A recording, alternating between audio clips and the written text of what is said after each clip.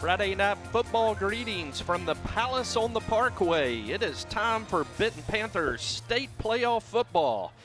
Tonight the Benton Panthers, the number 2 seed from the 6A West, play host to the Jonesboro Golden Hurricane, the number 3 seed from the 6A East. The Panthers finished the regular season 8-2 and earned a bye in last week's opening round of the playoffs. Jonesboro comes in tonight 7-4 on the season, fresh off a 47-44 win over Lake Hamilton last Friday at Cooksey John Stadium in Jonesboro. I'm Jim Gardner, joined on the Everett Buick GMC Panther pregame show by Terry Benham, John Penn, Dio Vanucci, and the number 1 fan of the Benton Panthers, Freddie Reinhardt. Tonight's broadcast of Benton Panther football on 106.7 The Ride, on HD 406, on Fidelity Cable Television, and Fidelity Local 6, streaming through BentonPantherFootball.com, is brought to you by the Benton Panther Football Network. Panther football is presented by Everett Buick GMC. Panther football is sponsored by Black Corley Owens and Hughes, Bethel Smiles Dentistry, Jones Heating and Air, Cornerstone Home Lending, Farmers Bank and Trust, ACDI, Allied Glass, CDI Contractors, Smith Caldwell Pharmacy, Benton Eye Care, Saline Memorial Hospital, Congo Fireplace and Patio, the City of Benton, First Security Bank, State Senator-elect Kim Hammer, Ashby Funeral Home, and Verona Italian Restaurant. And John, it is good to be back home after a week off, and it is a smoky Palace on the Parkway. There's a haze. It looks a little bit like the Fog Bowl that you see the old NFL game, but it's very slowly drifting. Maybe we'll get a little bit of a breeze in here to blow that out. It's not as bad as it was a half an hour ago, but I think it's a result of some dry days. Everybody's burning leaves, no breeze, nowhere to go, and it's all settled in here at the Palace. Yeah, Terry, it looks like everybody down Edison burned leaves in the last hour. Oh, it's just a campfire. There you go. It's just a campfire, just keeping everybody warm. This great, cool fall weather. Campfire, and a lot of folks will be gathered around the campfire at Deer Camp tonight, and folks heading out to the duck clubs. And I know we're going to have a big following tonight on the radio and on the live stream. So a lot of folks cheering for the Panthers tonight as Benton and Jonesboro meet for the 8th time.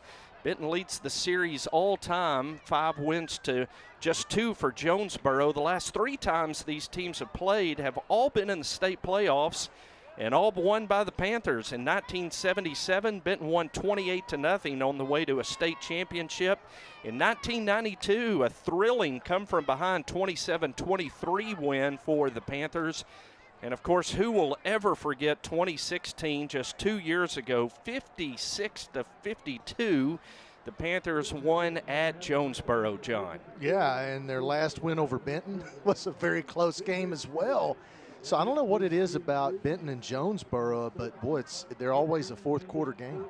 Yeah, Terry, 2016, the 56-52 game, one of the most thrilling wins in Benton football history.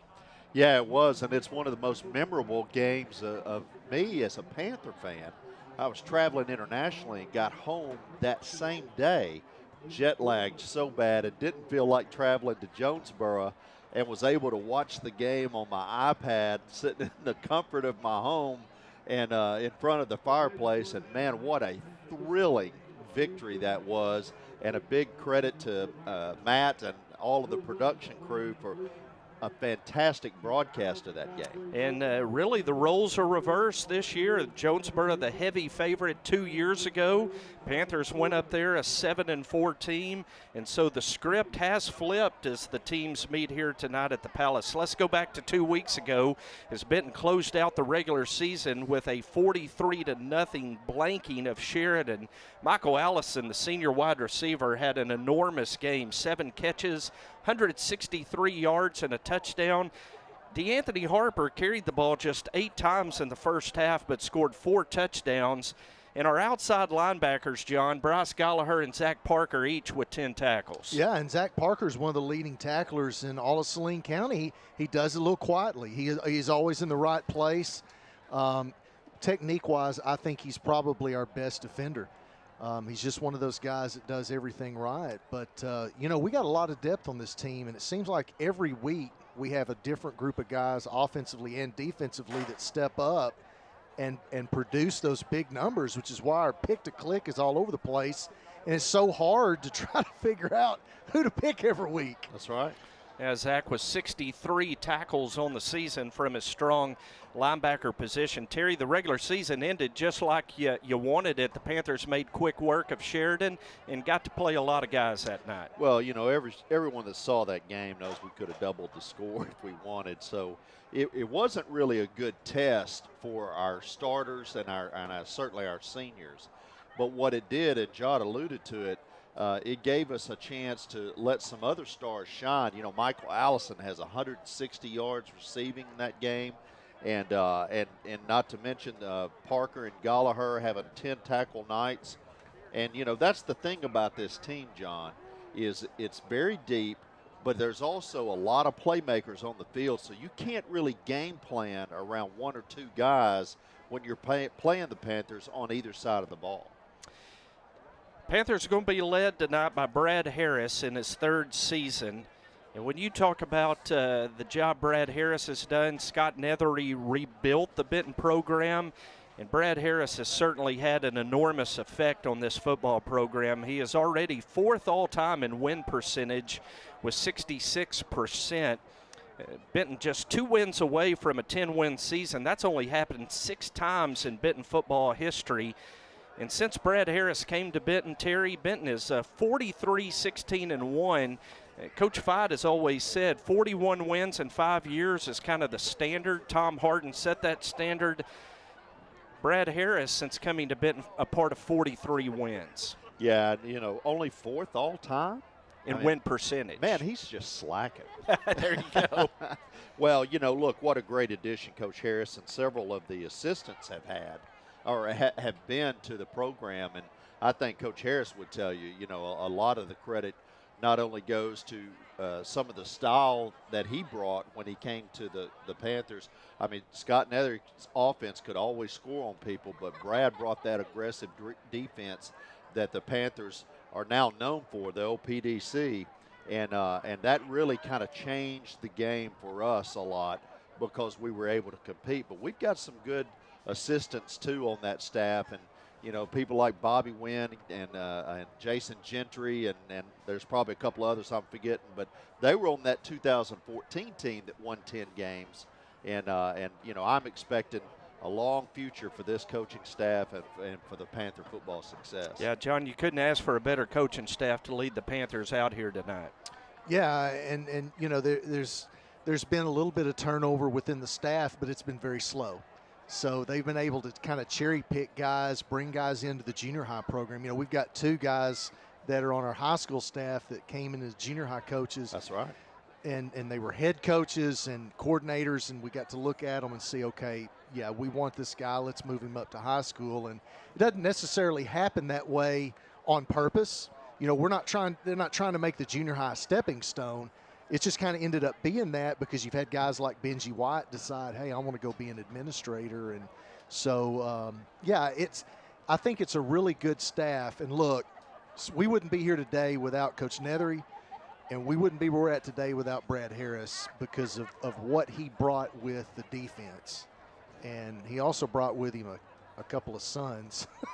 Made a difference. That helped us in 2014. So, kudos to Brad Harris. And, look, I hope the guy's here a long time. Speaking of Brad Harris, after this commercial break, he is going to visit with Dio Vanucci for the weekly coaches interview. And we'll have that right after a 2-minute break. This is Benton Panther football on 106.7 The Ride and Fidelity Local 6. Dentist that cares? Look no further than Bethel Smiles. Benton native and Panther alum Dr. Justin Bethel and his staff are pleased to be back serving the community where it all began. Bethel Smiles is a full-service dental office treating all ages and proudly offers the lowest cost braces in town. We realize at Bethel Smiles that your time and your teeth are precious, so most procedures can be performed the same day. So save time, save teeth, support local business, and schedule with Bethel Smiles today. Call to schedule your appointment at 501-778-4746. Bethel Smiles is a proud supporter of Benton Athletics. Ashby Funeral Home has been family owned and operated, serving Benton and Saline County since 1882. Through 5 generations, Ashby Funeral Home has cared for families through compassionate and professional service. Ashby's provides all types of services for families in times of loss and grief. Their aim is to treat every family as they would treat their own. Ashby Funeral Home is located at 108 West Narrowway Street in Benton, and their phone number is 501-778-2544. Ashby Funeral Home, proud supporters of Benton Panther football. County is one of the fastest growing areas in the entire country. The state's best schools, thriving businesses, family-friendly communities, and the great outdoors combine to make our home both exceptional and uniquely local. At Saline Health System, we deliver care that's as extraordinary as our home. With the most advanced technology and a team of doctors and nurses who know you by name, we're here to provide the care you deserve. Because around here, local is always extraordinary. Saline Health System. At Farmers Bank and Trust, our commitment is and always will be to the community. Our loan officers are your supporters, your cheerleaders, your fans, your neighbors. And we're proud to cheer on our Benton Panthers.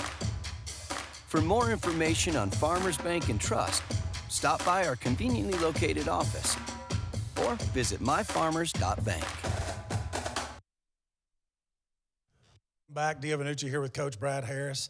All right, Brad, it's playoff time. This is what all year is building up to is getting into this week, and coming in second, you get that bye week, which is good. I know you got some players rested up. Zach Wallace, held him out. Probably could have played him against Sheridan, but wanted to just make sure you got him fully healed up for the playoff run. So now we've had a week off, got ready. Now it's time to get ready for Jonesboro, who we see tonight.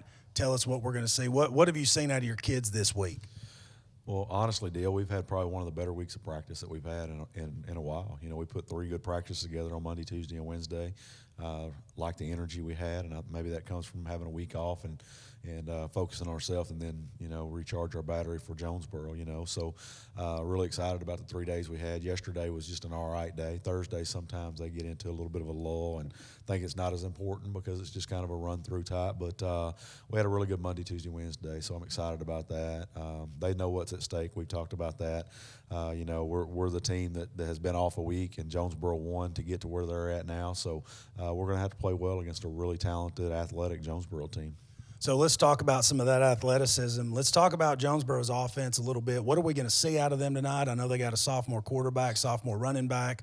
However, they've had some success with those two players. But what kind of look are we going to see out of them, and then what kind of personnel do we need to be watching out for? Well, they're a spread-based team, very similar to things that we do. They do a lot of gap run game, like to run the quarterback. Quarterback's a sophomore. He's a good-looking kid. He's 6'1", 190. He's a baseball player, football player. He's thrown for a little over 2,000 yards this year and rushed for about 600 on the year. So they're not afraid to get him involved in the run game. And as a coach, you always love to have that +1 in the run game, especially when it comes crunch time this time of year. You got a little bit of extra in the backfield with him, but he's a really talented kid. So we're going to have to do a good job of keeping him from running the football, but also he's great with the play action pass and everything too. So real talented sophomore. Their tailback, their main tailback is a sophomore.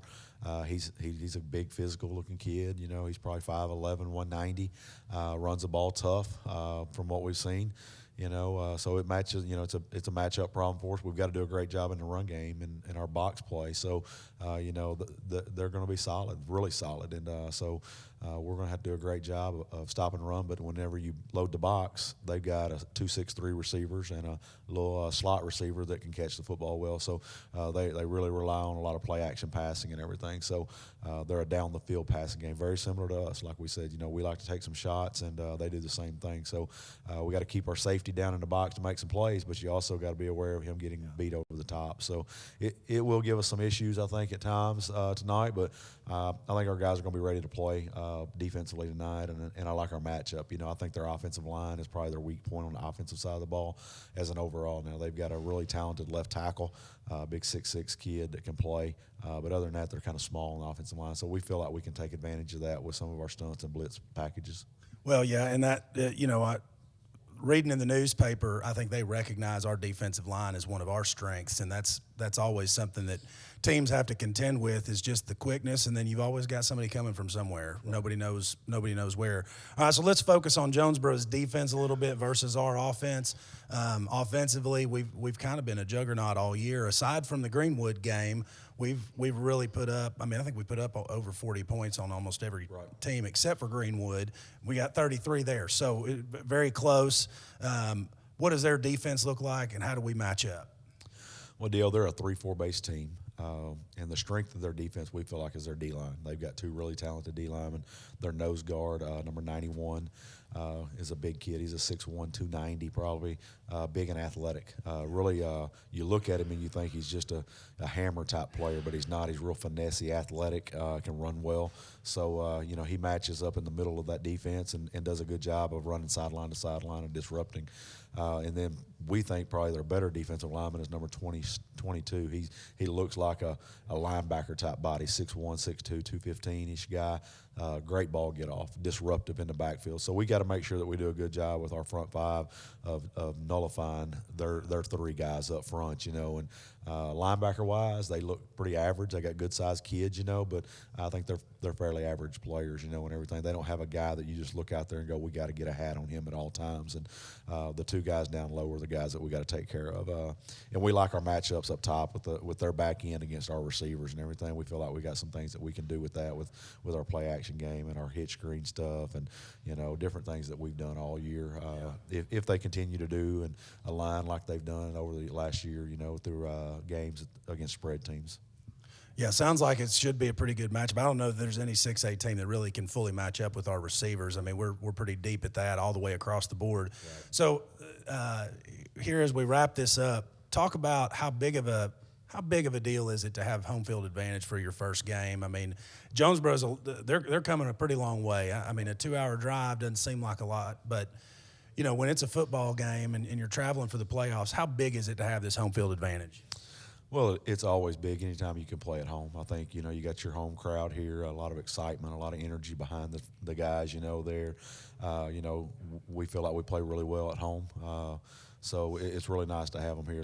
2 years ago we had to go up there to a pretty hostile environment. The weather conditions were not great and everything. They were pretty bad, but we're looking forward to a great night tonight. We feel like at home we're pretty tough. Last year in the playoffs here, we beat Jacksonville pretty handily the year before in 16, Mountain Home. So, we like our chances with a home playoff game. Hopefully we can win tonight and we can pull for Pine Bluff to upset West Memphis and have a second home playoff. But, it's always good to play at home because when you get into the playoffs, everybody has home field. If you're going to somebody's place, they always feel like they play better. And there's no bad teams right now. Everybody is a solid team, so you got to play well. And if you're on the road, you got to go into somebody else's maybe hostile environment, a little bit different environment, and try to win at their place. Well, I'm looking forward to it. The historical record between Jonesboro and Benton favors Benton. I like that, and I feel like you're the man that can keep that going. So good luck to you tonight, and hope we're. I know the goal is always to have to practice over Thanksgiving, so let's keep that going. And we're going to head to a break, and then we'll come back to the booth with Jim and the guys. At this time of year, the best way to experience Benton is to be a Benton Panther football fan. The city of Benton is very proud to be one of the sponsors of the 2018 season. The student body is ready, the pep steppers are ready, the cheerleaders are ready, the marching band is ready, the players are ready, Coach Harris and his staff are ready, and the city of Benton is ready for a drive to a state championship. Experience Benton and support the Benton Panthers. Go Panthers! This is Kim Hammer, State Senator-elect for District 33. I would like to thank my family, my friends, and my supporters for the overwhelming vote of confidence that you gave me by electing me to the State Senate. I look forward to representing you in the future. If you have any interest or concerns, or you'd like to express your thoughts on any upcoming legislation, we'd be glad to listen to your concerns. I'd like to say congratulations to the Benton Panthers, to the coaching staff, the players, and the fans for a successful year, and look forward to moving on toward a state championship by defeating the Jonesboro Hurricane tonight and taking the wind out of their sail. Go Benton. You heard about the Everett difference when buying a car, but you also experience that difference when you need service. Our state-of-the-art facilities, GM certified technicians, and courtesy transportation are just the beginning. We've even got Bo on the job, making sure everything's done right. But be sure to keep an eye on your complimentary snacks. It's a better way to buy and a better service experience when you need it. That's Everett Buick GMC and EverettBGMC.com. Smith Caldwell Drug is located in the heart of downtown Benton. We're an independently owned pharmacy that strives to give our patients the best quality and care possible. We offer free delivery service and convenient drive-through window. Our friendly staff will help you with your insurance billing needs and much more. Be sure to shop our large boutique, gift section, and baby department, where you get free gift wrapping. Smith Caldwell Drug, in the heart of downtown Benton. Welcome back to the Everett Buick GMC Panther pregame show, where the Panther fans are filing into the Palace for tonight's 6A state quarterfinal playoff matchup between Jonesboro and Benton. And since it's playoff time, that means the number one fan gives a little pregame pep talk to the Panthers. Freddie Reinhardt addressed the Panthers this afternoon about 4 o'clock and gave them a big pep talk. And Terry, it's always fun watching Freddie talk to the team every year at playoff time. Absolutely, and it's even more fun watching him dance on the sidelines after touchdowns. Hope we see him dancing a lot tonight. Against Jonesboro, quick scouting report on Jonesboro. They come in tonight 7-4 overall. They were 5-2 in the 6A East in conference play. Their head coach is Randy Coleman, who is one of the nicest head coaches that I have ever interacted with. He's 88-40 in his 11th season at Jonesboro. Offensively, they run the spread. Defensively, they are a 3-4 team, and they will throw a nickel back in there occasionally. More run than pass. That is a departure from Jonesboro teams of the past. Run for 172 a game, pass for 184 a game. They score 31 a game, and defensively they give up right at 22.9 points per game. Terry, you've been scouting Jonesboro. What can we expect? Well, those 7 wins are starting to look a whole lot better since last week because the East kind of dominated last week, and You know, Coach Coleman is certainly looking at a 100-win career in front of him probably next season or the season after. Offensively, the Hurricane look a lot like the Panthers. They don't use a whole lot of motion, John, but they still spread the ball out and get it to different players. You know, they're led by a sophomore quarterback. Does that sound familiar? Yeah, it does. does. The sophomore quarterback Cross Jumper has completed 88% of his passes for over 2,000 yards, and he's also rushed for over 500 too, actually over 600. And so he's a pretty good dual threat player. Defensively, the Hurricane run a 3-4, as Jim said. But the thing is they've got a guy named Jashad Stewart, who's a junior defensive end, 6'2", 216 pounds. And, John, he is fast off the corner. Plays really, really good. There's a lot of teams looking at him right now, and we'll see why tonight. And maybe the largest human being we've ever seen in a high school football uniform. Their left tackle on offense, John, Darius Thomas. He's an Ole Miss commit, 6'7", 330, and he's every bit of that. Yeah, he was easy to pick out in the pregame. Yeah. And but, you know, they've got some size, and Jonesboro always has good athletes. And you know they're going to be good all around. Their defense has waned a little bit this year. They've been involved in some tight ball games, and in those tight ball games, Terry, not real high-scoring games.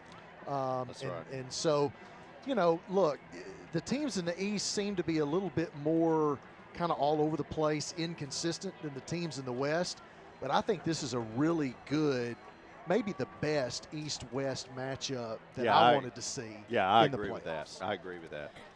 As we think about our Benton Panthers and the season that the Panthers have had, Panthers 8-2 overall, 6-1 in the 6A West. Those two losses to two powerhouses in Bryant and Greenwood, a very balanced offense, 28 runs per game, 27 passes per game. Panthers run for 217 a game, pass for 259, an offense that's scoring 42.9 points per game and a defense that gives up 22.1 per game. And, John, we're going to see a very important cog in that Panther offense back tonight, number 23, Zach Wallace, back on the field. Yeah, and everybody's anxious to see, is he going to be 100% and where's he going to be? And, look, we don't really know. He hasn't played in a few weeks. Supposedly he's healthy. And that's why he's been, you know, they kept him out of the Sheridan game, but won't really know till game time. But you can bet that offensive line is glad that he's back. And I think DeAnthony Harper is too, because that's a lot of load to carry kind of by yourself. That's right. At that power running back position. And it's going to be good to have Gavin Wells back full-time in the slot. So you kind of get this order back to our offense that we've been missing for a few weeks, and it takes the pressure off everybody. Well, it does, and not only that, but we're very deep too. I mean, we've got two good quarterbacks that have combined for 2,500 yards and 25 touchdowns with only like 5 interceptions. I mean, that's really great quarterback play out of both players, not to mention the running backs, which you alluded to, but I mean, we're about 6 deep on receivers. It's crazy. We've got 4 receivers with over 500 yards receiving this year. So, you know, it's this is a really good and deep, skilled offensive football team, Jim. And how big of a game is this for Mr. Brown? I mean, home playoff game. You know, this you got a bye week. I mean, there are expectations for the Panthers right now. And I'm anxious to see how Garrett handles that, Jim. Yeah, me too. You just want to see the team come out rested, not rusted after that bye week, though. And I know that's always something to keep an eye on for the teams coming out of the bye. Last week in the 6A state playoffs, Jonesboro defeated Lake Hamilton 47-44. Sylvan Hills upset Russellville 31-29 in double overtime. Our friend Mickey Duval, the voice of the Cyclones, is tuned in to us tonight, and I know he wishes he were over in Marion, and but the boys Sylvan Hills pulled the upset and didn't see that one coming. Searcy won a shootout over Siloam Springs 49-42, and Pine Bluff beat El Dorado in what has been termed the Mash Bowl. Both of those teams just beset with injuries. Pine Bluff won it 21-15. Tonight in the quarterfinals, in addition to this game here between Jonesboro and Benton, Pine Bluff is at West Memphis tonight. And as we were talking earlier, big Pine Bluff fans, because Benton wins, West Memphis wins, we got a 5-hour drive next week. Pine Bluff wins, they come right here, Terry. Well, that's right. And you said the term rested, not rusted. You know, the last time these two teams played, it was a very close ball game. Pine Bluff matches up really well with West Memphis. The question is, are they going to come back rested or rusted? And if they come back rusted, Pine Bluff's got enough athletes on that team that they could pull the upset tonight, which would be a big deal for Benton fans. That's a rematch of a Week 9 game that West Memphis won by just 1 point, 24-23 over Pine Bluff. Searcy is at Greenwood tonight, and Sylvan Hills is at Marion. Last week in Saline County, the Panthers, the Hornets, and the Beavers all had a bye and took the week off.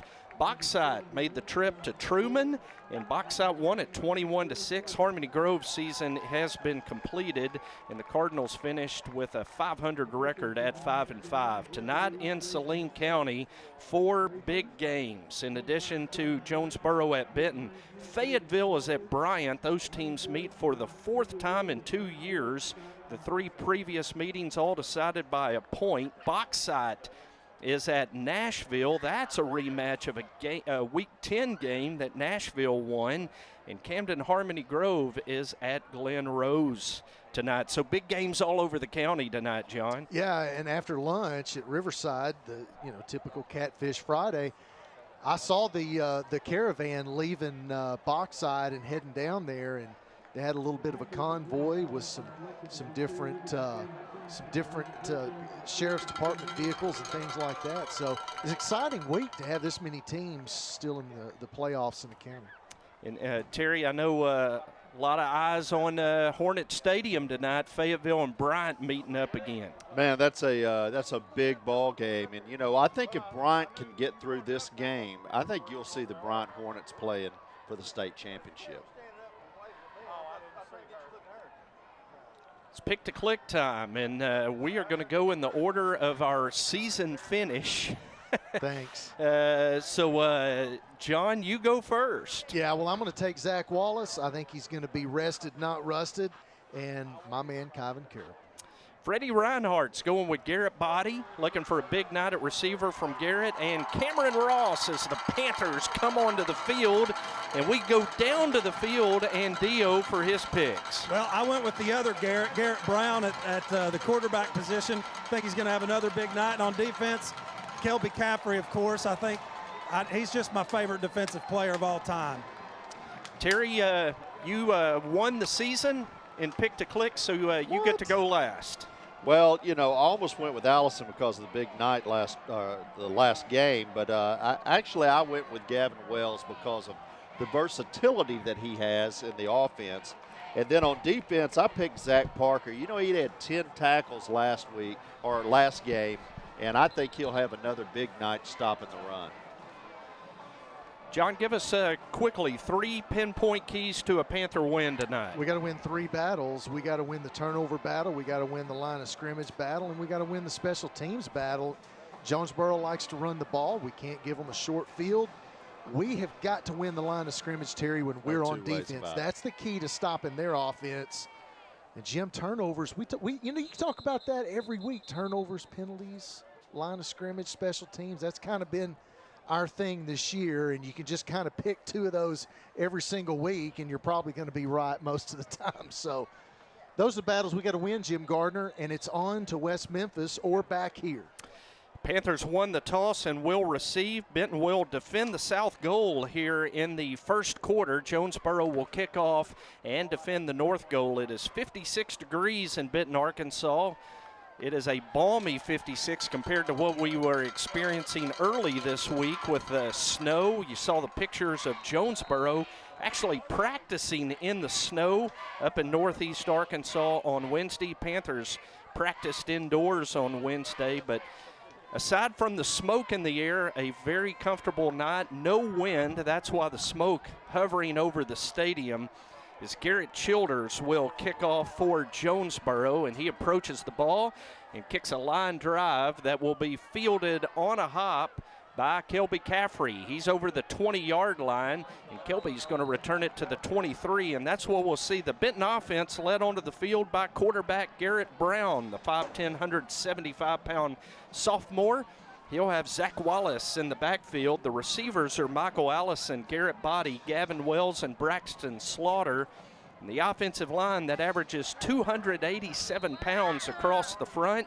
Randy Coleman, the Jonesboro coach, said it's the biggest offensive line they will have faced this year from left to right. Jensen White, Austin Jones, Joshua George, Henry Hicks, and James Durling. It is 1st down and 10 Panthers from their own 23. First snap of the ball game. 2 men in the backfield, give off to Gavin Wells running left, and Gavin's going to pick up a couple of yards to the 25. It'll be 2nd and 8. Nice little exchange there. Everyone in the stadium's looking for Zach Wallace to get the ball, and Gavin Wells starts the game at one of the halfbacks and gets a nice little pickup there, John. Yep, the old Twins look. 2nd down and 8 Panthers. Ball in the center of the field as Benton moves right to left here in the first quarter. Slaughter, the H-back, fake to Zach Wells. Throw to Gavin Wells. And Gavin unable to come up with it. In coverage for Jonesboro was Justin Stoner, the safety, and it'll be 3rd down and 8. Well, John, I've been really looking forward to this game because I thought that they would get Gavin working on the quick game really good because I really expect a lot of pressure at the line of scrimmage from Jonesboro's front 7. So 3rd down and 8 Panthers at their own 25-yard line, opening possession of the ball game as Wells going to split. Brown throws, catch by Zach Wallace out of the backfield. He's got the 1st down and more as he's out of bounds at the 45-yard line. That'll move the chains, a gain of 20 and a Panther 1st down. Yeah, and that's intentional right there. What you just saw, the 2 plays before that. And they set that up. Yeah, they did. They've been looking at this defense, and they watch how these corners have got their backs to the sidelines. They're trying to push everything to the center of the field into the safeties. 1st and 10 Benton at the 45 as Wells comes in motion. You give it off to Zach Wallace. Zach outside, over midfield. Flag comes in as Zach is going to be upended by Stoner in Jonesboro territory. But a flag thrown by the umpire, and that's typically going to be a hold, and that is the call, holding Panthers. Yeah, the offensive linemen knew it, and they started making the slow walk back 10 yards. The walk of shame. But look, I like the call. It's aggressive, and it's Jonesboro's defense. They've got a little bit different thing going on. It's a little different, Terry, than what we've seen out of anybody else this year. And so, we had some serious exploitation going on there before we got the holding penalty. It's a 3-4 as Jonesboro has brought their outside linebackers up, a 5-man front. Got a hard count, got him to jump, and we see the first Nate Beck of the night as Garrett Brown goes on 2, and Jonesboro offside will make it 1st down and 15. Panthers at their own 40. Well, John alluded to it. He said that they've got a little something extra going on, and that little something extra is not only do they have the right kid up there, but they've also got Nate Light and Kevin Pointer on the line of scrimmage, big guys. Brown pump fake, throws. Michael Allison is open behind the secondary, and it is a big play all the way down to the Jonesboro 11-yard line. 1st down Panthers, but another flag and a hold against Benton's going to wipe out an enormous gain of 51 yards. Wow. It's going to be one of those games, huh? Well, I hope not. Holding against the Panthers, flag at the 40. It's going to back them up to the 30, and that essentially is a 70-yard flip of the field, John, after the hold against the Panther offensive line. Well, Jason Gentry's not losing his mind. He is walking away toward the other end of the field, but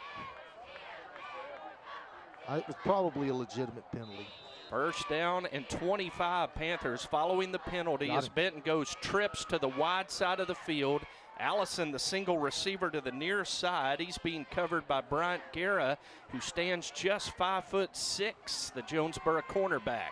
Wallace in the backfield. Brown fakes to him, looks, throws. Michael Allison on the comeback. can't hold on to it at the 42. It's incomplete. It'll be 2nd and 25. Well, that's a tough drop there, and the Panthers really have put themselves in a hole right here, John. Well, that could have got you back to 2nd and 10 to 15, which is a little bit more normal than 2nd and really long. But, at some point, we're going to have to get a big chunk of yardage right here. Wallace, Wells motions out of the backfield, tried to set up the screen to Zach Wallace, and Jonesboro had it diagnosed incomplete. It'll be 3rd down and 25 for Benton. Well, Jamaica's right. It really had that play shut down. There was nowhere to throw, and Brown wisely just threw the ball away. It's tough when you got 1st and really long, and then you got 3rd in the same distance. You go 2 downs without getting any of that real estate back. And what if these penalties have the Panthers rattled here, Jim? Yeah, trips to the right. Wallace going to motion to the right.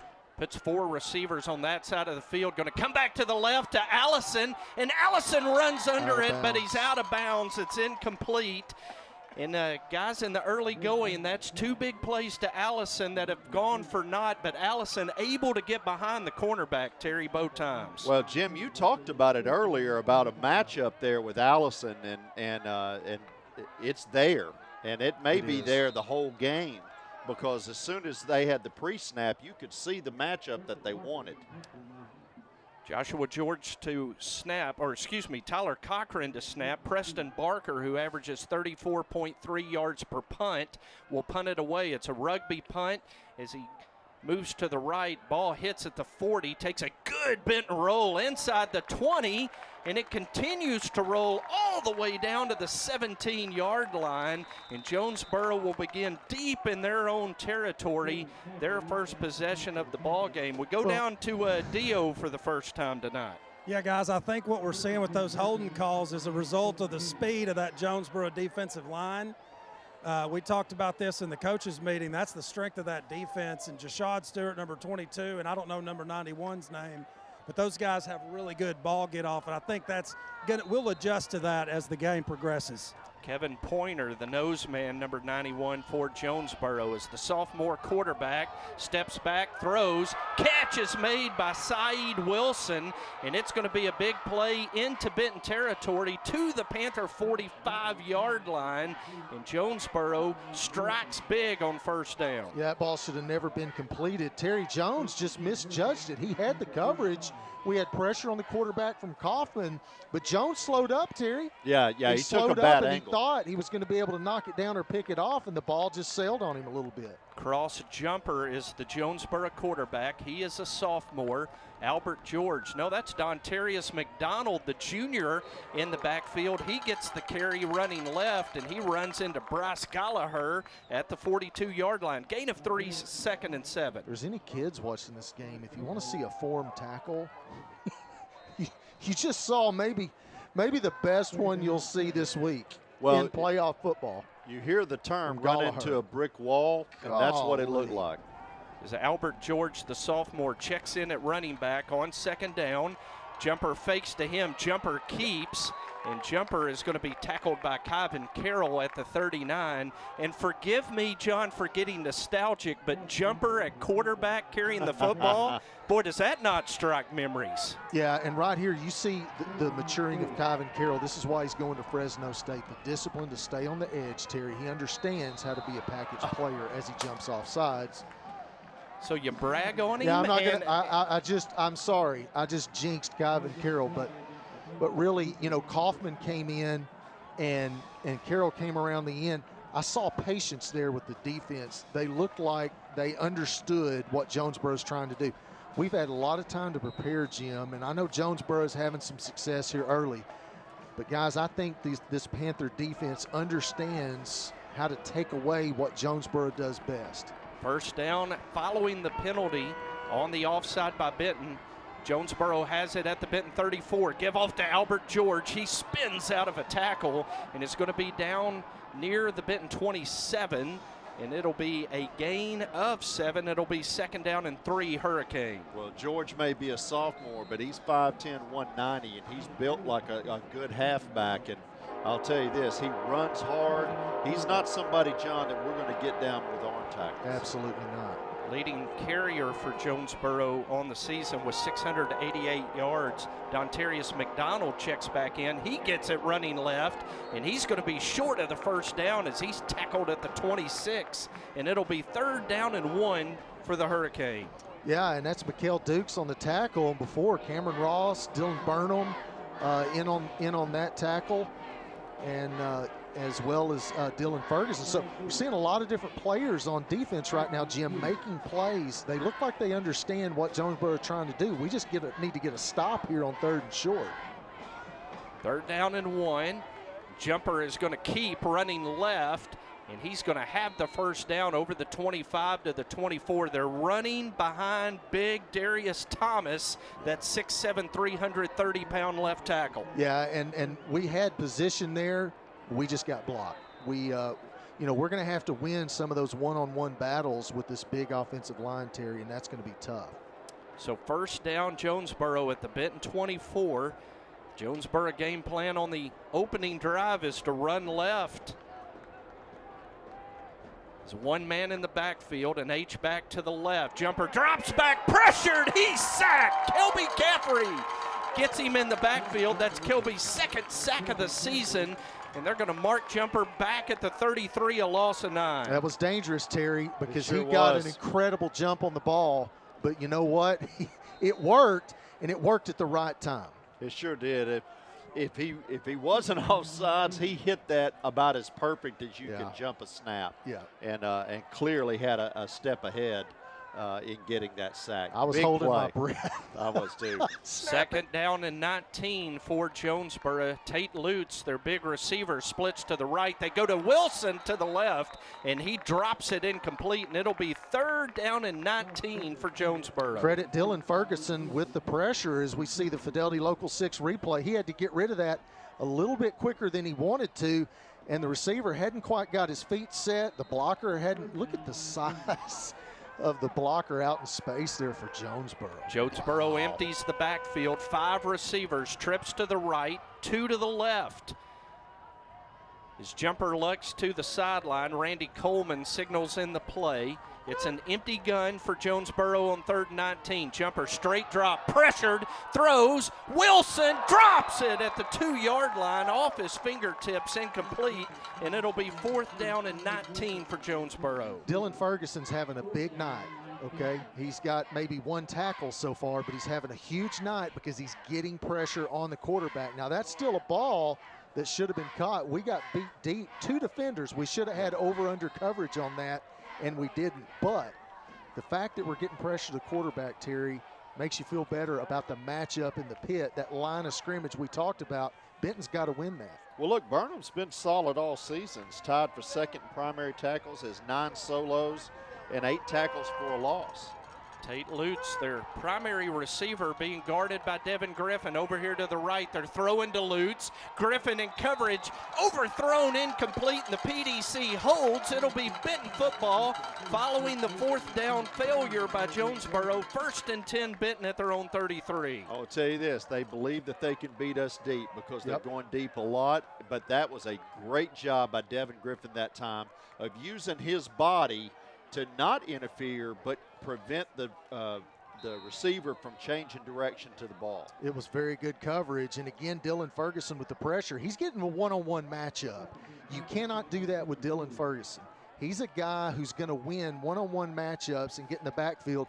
Probably the fastest pass rusher we've got on this defense. 1st down and 10, Benton. 6:22 to go in a scoreless first quarter as Garrett Body comes in motion. They give it to Zach Wallace running right. Zach hit, breaks a couple of tackles, drags a man out of bounds at the 45-yard line. It's going to be a Benton 1st down as Zach picks up 11. That's what we needed. Old school.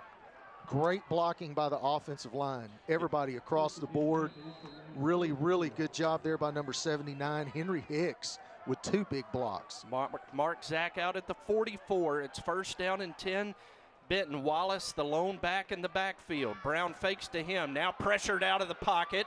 Brown scrambling and throws that one smartly away, incomplete, as the pressure came right up the middle from big 91 Kevin Pointer, the 6'2", 300-pound nose man who is a commit to Louisiana Monroe. Well, that one, Grandma finally got on the stat sheet.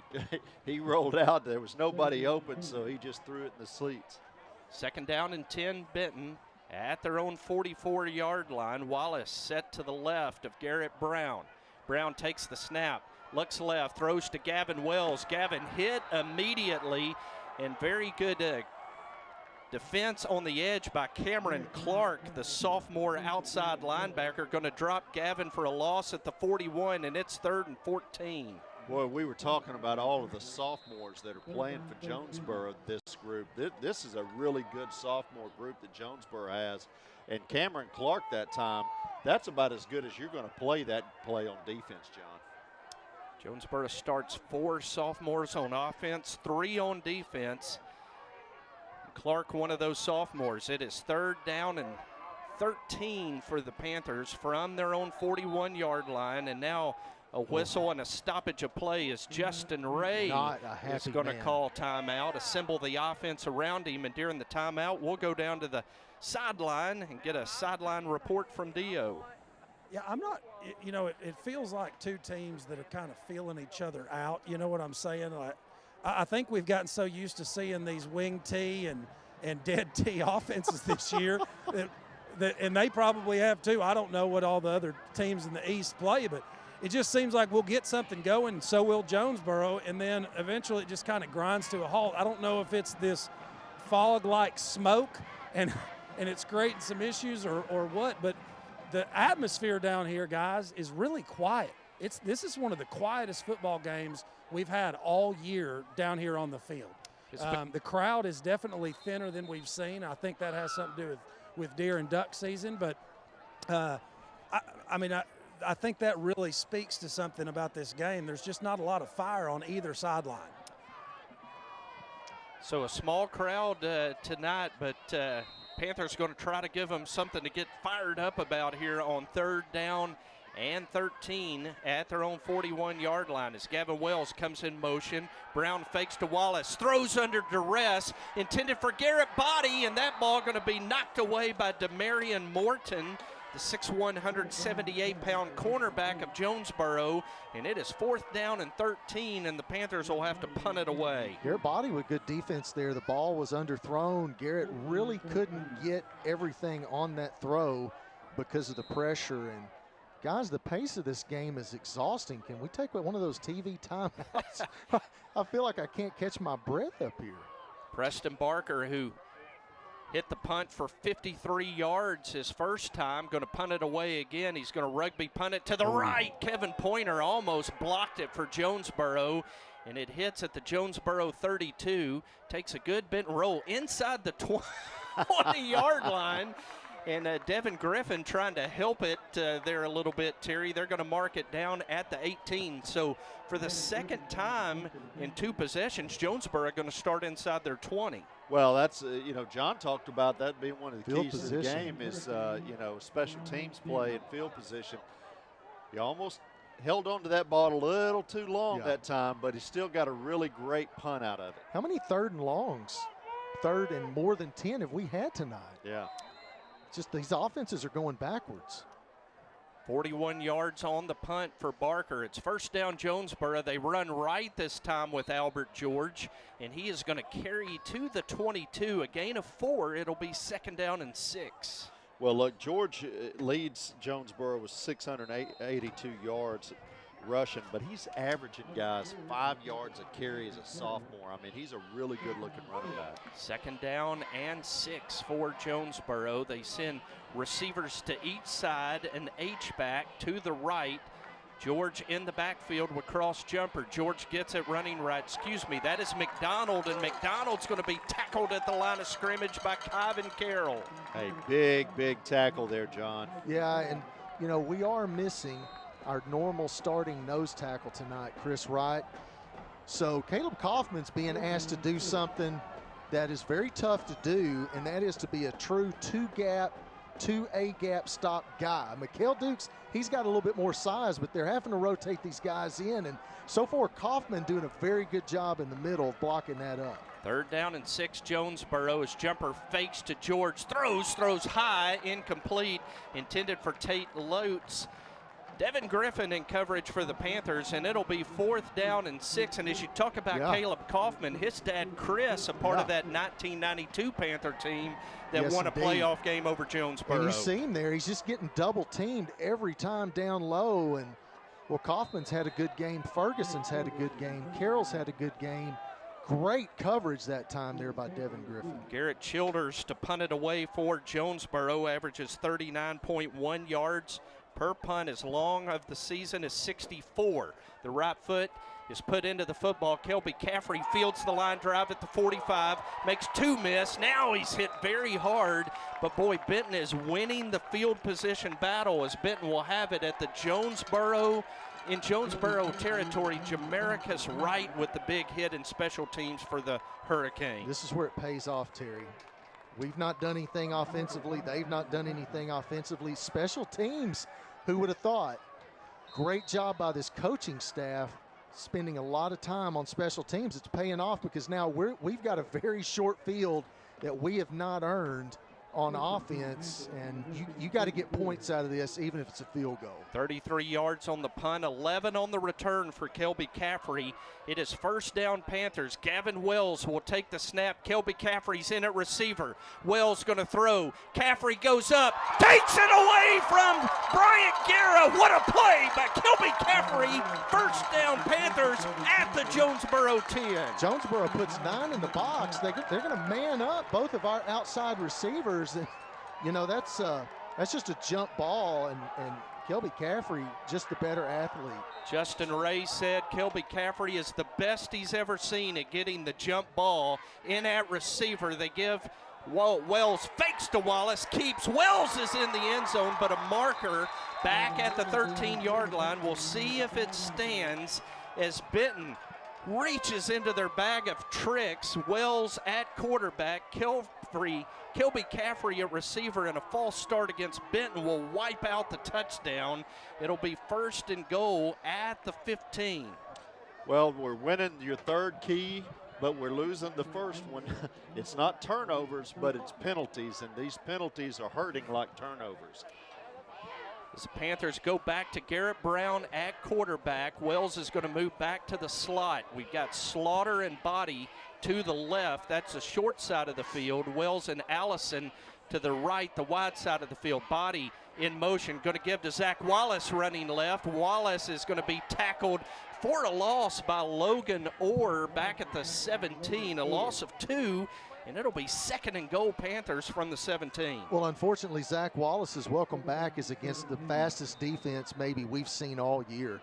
And I'm going to tell you what, they tackle very well in the open field. And A.D. Nethery just comparing Kelby Caffrey to Randy Moss with the over catch that he had down there. But look, that was a great catch. We got to do something with the ball here. 2nd and goal Benton at the 17 as Wells goes in motion left to right, fake to Wallace. Brown pumps, Brown throws, and diving attempt incomplete as Michael Allison tried to make a diving catch in the end zone.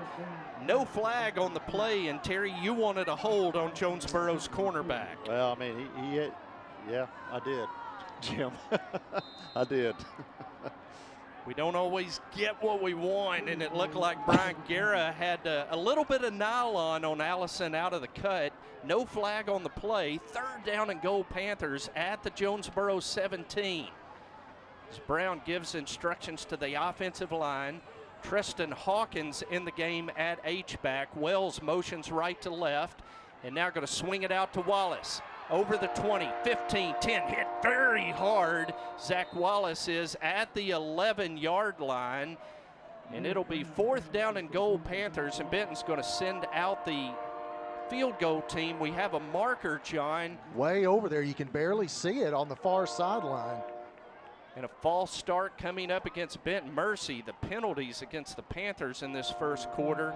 Jonesboro declines it, so it'll be 4th down and goal Benton at the Jonesboro 11. Ball is on the right hash mark, and Garrett Eason's on to attempt a 27-yard field goal. Gavin Wells will hold. Nolan Pope will be the deep snapper. 2:39 to go in the first quarter. Panthers trying to strike first with a field goal. It's a perfect snap. Good hold by Gavin Wells. Kick up. Garrett Eason's kick is good. And with 2:35 to go in the first quarter, it's Benton 3 and Jonesboro nothing as Garrett Eason drills a 27-yard field goal. And we go down to the sideline for a CDI Contractors sideline report with Dio. Well, leave it to Kelby Caffrey to breathe some life into the sideline down here after that massive catch that he just made. You could tell it brought the emotions out of this team over here, followed by a pretty bad no call against Michael Allison there. The sidelines are now fired up, so I think we've cured that ill, and now that we've got some points on the board, maybe our defense can follow up with another 3-and-out series like they just had. Wonder what's up with all of the offsides. It's not something that's really plagued us that much this year. You know, for the most part, this season's been pretty clean. It has. And this is 3 straight possessions that we've killed the drive with penalties. Rusted. Maybe we're knocking some rust off here in the first quarter as the Panthers take 6 plays to go 33 yards in a minute 12. Garrett Eason drilled the 27-yard field goal to give the Panthers a 3-0 lead with 2:35 to go in the first quarter. Eason will kick off for the Panthers. There is no wind at all tonight as Eason puts his foot into it. A line drive that's going to sail out of bounds. And the flag flies, and we'll see if Randy Coleman is going to send his offense out onto the field. So it'll be Jonesboro football at their own 35-yard line. We get to see a PDC that Terry forced a 3-and-out on Jonesboro's last possession. Well, look, defensively, it's about having success, pressuring the football. John was talking about it earlier. The Panthers have played from the second level the entire season with, you know, Ross, Caffrey, Carroll, and Parker, all with over 60 tackles. And John was talking about it earlier. We're going to have a couple of other guys step up if we're going to keep this pressure. First down and 10, Jonesboro. The ball is going to be on the right hash as Jonesboro moves left to right here in this first quarter. Give off to Albert George. Good tackle in the open field by Kelby Caffrey. George picks up 3 yards. It'll be 2nd and 7. You know, Caffrey's got 37 solo tackles this year. I mean, he's having a great season for the Panthers. Kelby was 76 total on the season. Which is second. Second on the team behind Cameron Ross, exactly. 2nd down and 7 for the Hurricane. Ball in the center of the field. 2 minutes to go in the first quarter. Benton leads it 3-0. 2 to the left, H-back to the left. Flag flies as cross jumper throws. Diving catch on the Jonesboro sideline by Saeed Wilson right at midfield. But a marker, it's coming back, and a false start against Jonesboro. Boy, both teams, John, having a hard time just getting in sync here in the first quarter.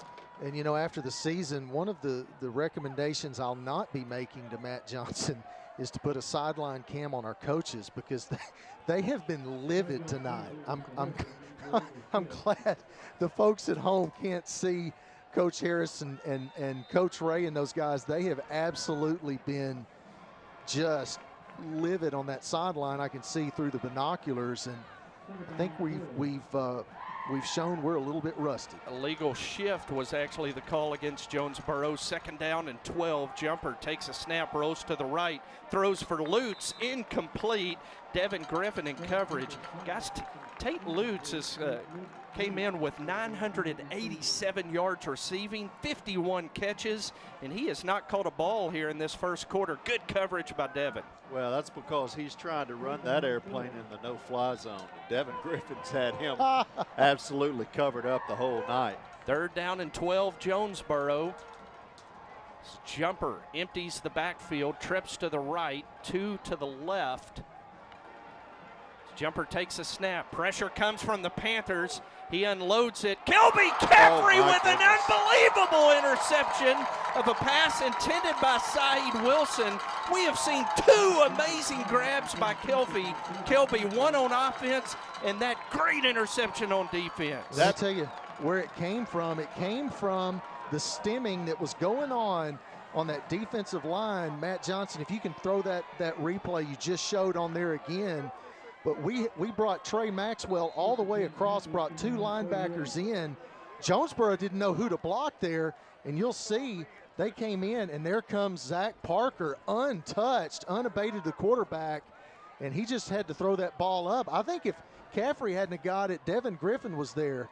Panthers have it at their own 38 following the interception, and a marker blows the play dead, and we are going to have a what feels like the 400th false start of the first quarter against the Panthers. Back them up 5. It'll be first down and 15. Well, look, I'm going to get on the officials sometimes when they make, in my opinion, boneheaded calls, but that time Gavin Wells turned too quick. And when he turned, that's when the flag came. 5 penalties against Benton in the first quarter.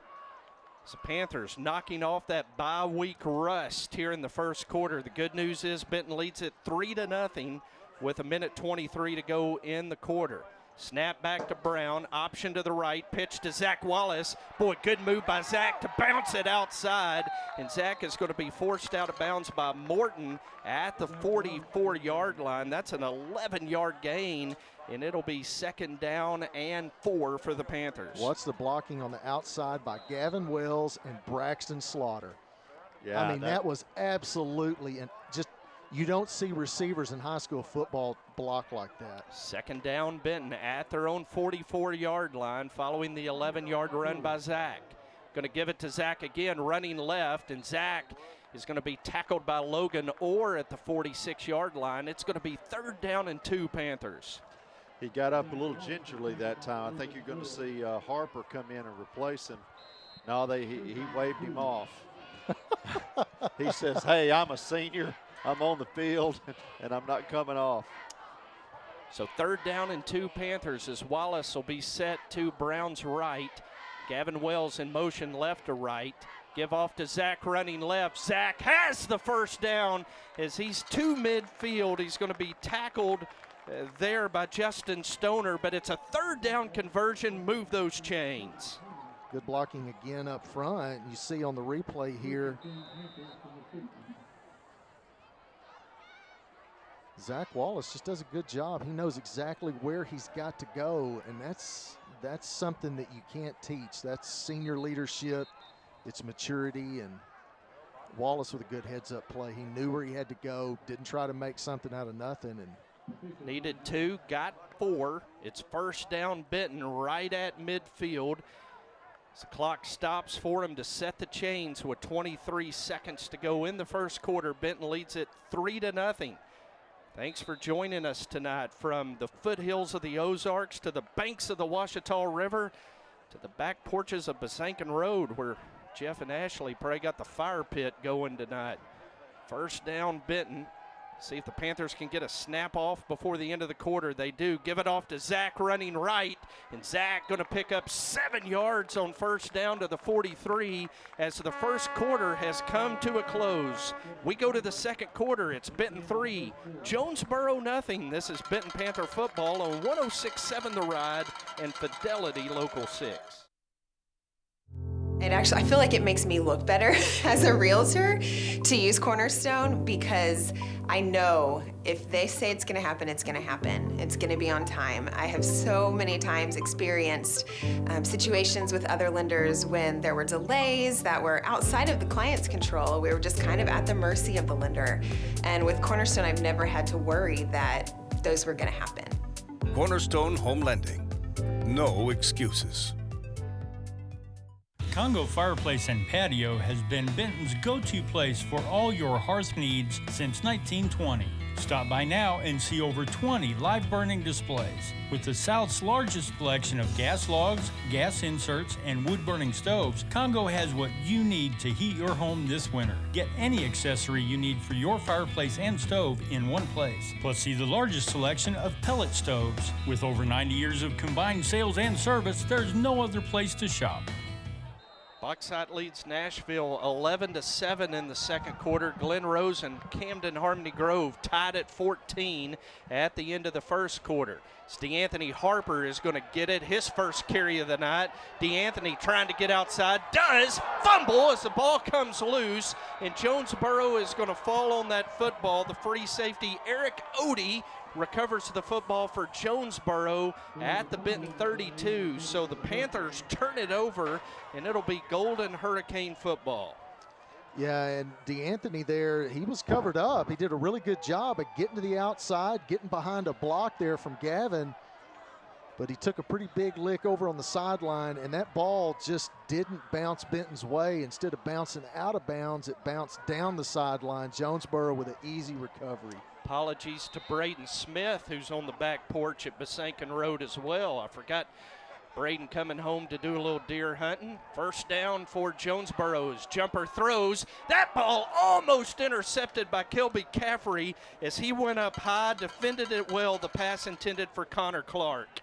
They're going to have to account for Zach Parker. He keeps coming unblocked to the quarterback, and you know, it's hard enough to make an out pass like that and get your body turned around and square, but when you've got a linebacker coming at you full speed, and they're winning the battle against these tackles, Jim. Yeah, Terry's picked a click. Zach Parker showing up big, maybe not on the stat sheet, but in big ways for the Panther defense as Dontarius McDonald gets the carry, and he has very little running room as Parker the first to hit him. Maxwell finished him off right at the 33-yard line. It is 3rd and 9 for Jonesboro. That was actually Bryce Gallagher that came in with the big hit, and it was the first contact. Then Parker got him. Then Maxwell. It was the trifecta that time, Jim. He got popped 3 times. So 3rd down and 9 for the Hurricane. So we're a minute into the second quarter. Benton leads it 3-0. Snap back to Jumper. He looks. He's pressured out of the pocket. He's hit from behind by Dylan Burnham, and the throw short of Tate Lutz, incomplete, and the Panthers force another 3-and-out. Jonesboro will punt it away. Good pressure from Dylan Burnham. Hey, that was great pressure from Dylan Burnham, forcing that big 4th down. But I'll tell you this, I'm impressed with Jonesboro's quarterback of getting this ball off. Yeah. While under duress like that with Burnham hanging off of you. That takes a strong arm, John. Yeah, and that was a little bit of almost a coverage sack too, because he had receivers and he didn't want to throw the ball. They were all covered up. Good defense there in the secondary. Childers to punt, 33 yards his last punt. This one very high and wobbly. He's trying to keep it away from Kelby Caffrey.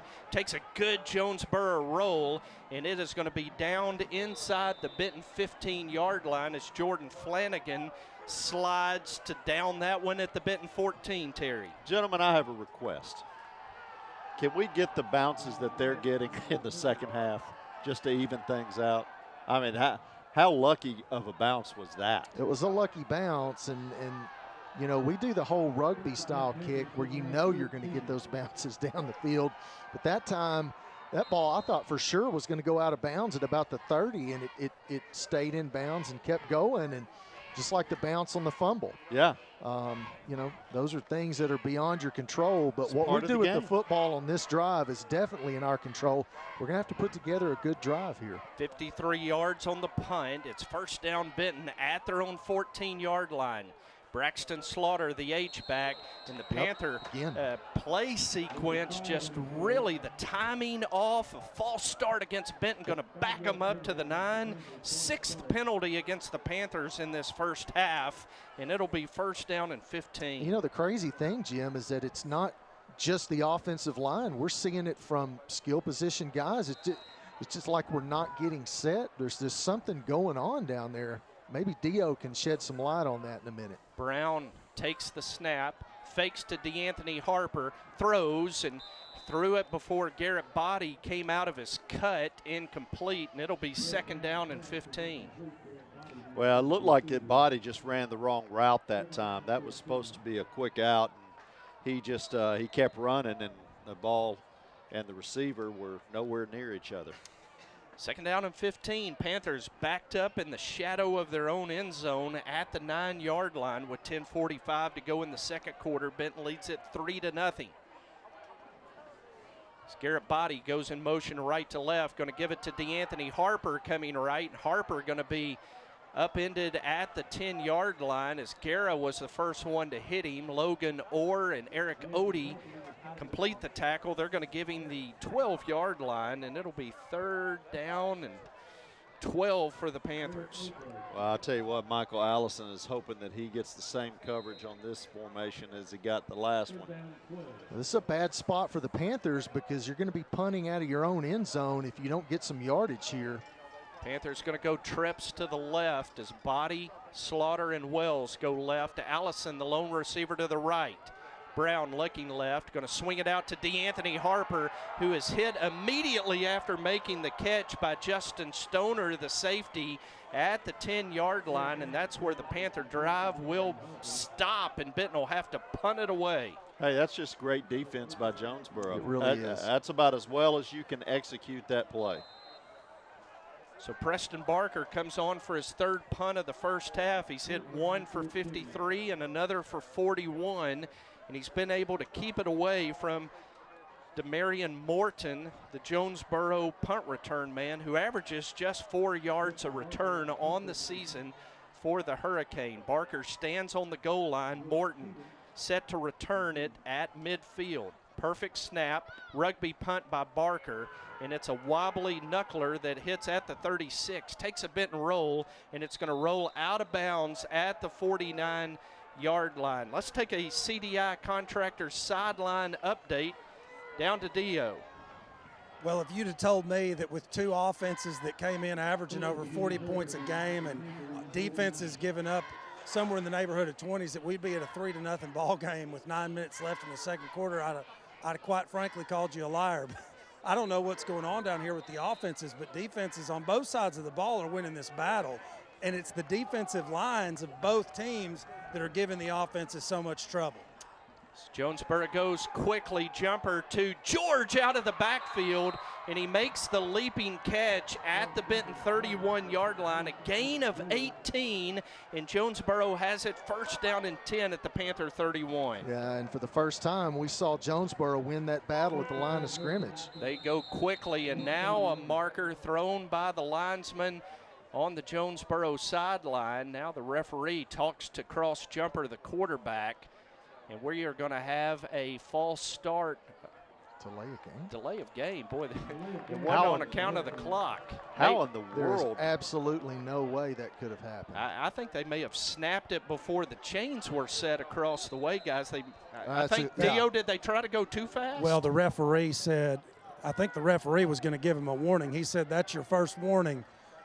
They didn't set the change yet. He said, wait on the whistle next time. So Jonesboro tried to go a little too fast. Now 1st and 15. Jumper pressured. Jumper sacked.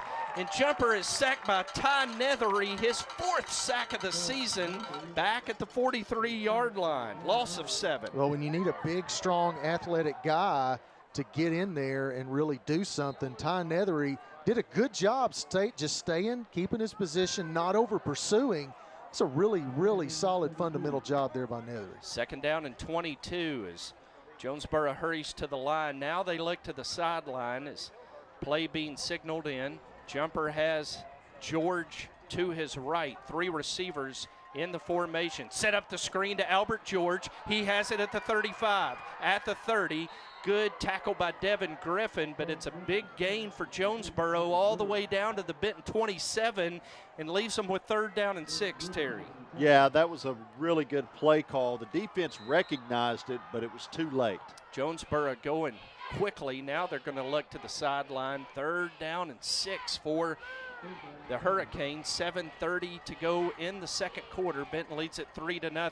Jumper Quick pass, catch is made, and he is going to be hit and tackled immediately. As making the catch for Jonesboro was Jake Harrell, and it's going to depend on the spot, guys. They're marking it right at the 21, John. Yeah, they're going to give it to him. They're moving the chains. So Jonesboro converts on 3rd down and 6. It's 1st down Hurricane at the Benton 21. It's a breakneck pace. Ball on the left hash mark as Jonesboro moves right to left here in the 2nd quarter. 2 receivers to the wide side, 1 to the near side. Cross jumper keeps running to the right, and the quarterback for Jonesboro tackled by Trey Maxwell at the 16. A gain of 5. It'll be 2nd and 5. Boy, he's a disciplined runner, John. That time he had just a little bit of a crack to get through, and he made it. 2nd down and 5 as they give it off to Albert George. And George is going to carry down to the 12-yard line. Going to be 3rd and short, 3rd and 1 for the Hurricane. Well, he ran. Okay, now here comes the 2nd. Jonesboro up tempo on this drive. Give to George running left. He's got the 1st down to the Benton 8-yard line.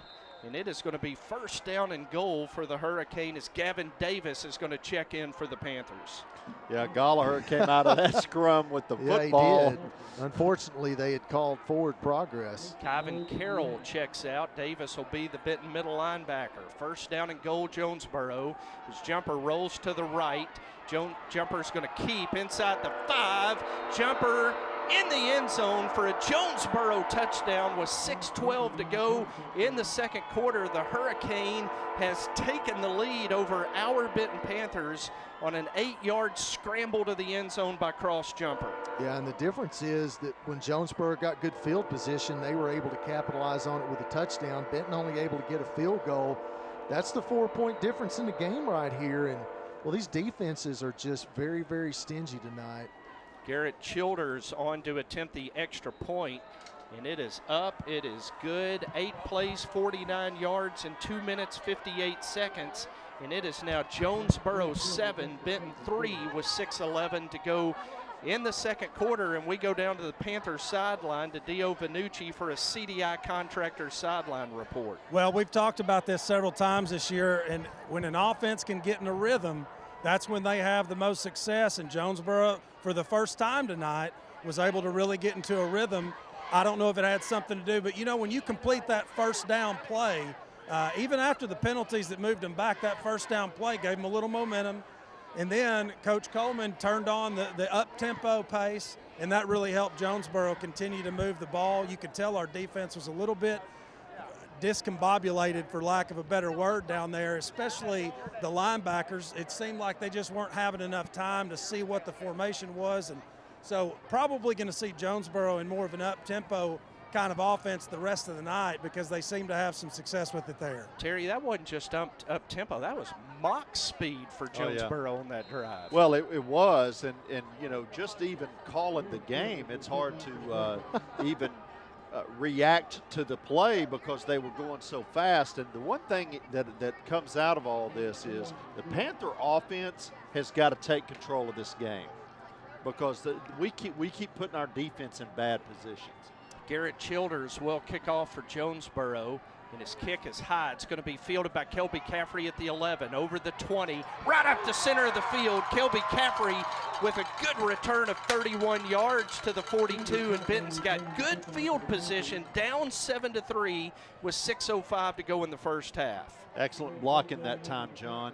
We always talk about trying to find those lanes and create some running room for the receiver, and right there it was, and he's got us to almost midfield, and the Panthers have an opportunity right now to get back control of this game. Tristan Hawkins with a good block right there.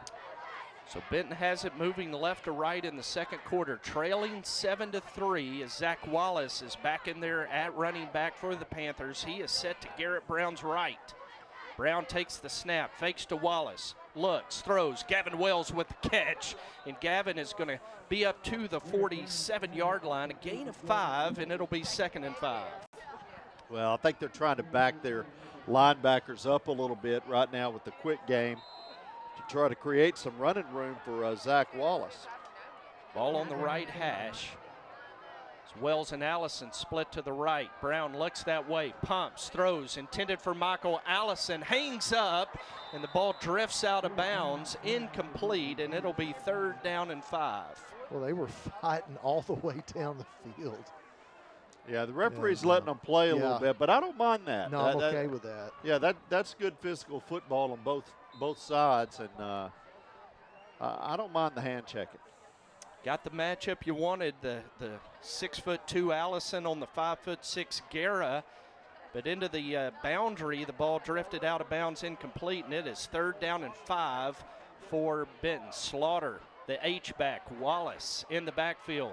Fake, pump, throw, Garrett Body's gone, 20, 10, touchdown Benton. Garrett Body caught the slant, took it to the house, and the Panthers have regained the lead on a 53-yard strike from Garrett Brown to Garrett Body. Well, it's all about matchups. Yes, you it saw is. that man coverage there on Body, and well, that was a good read by Brown. He knew exactly what to do. He knew where he was going, and you see the speed of number 4, G Body, turning it on.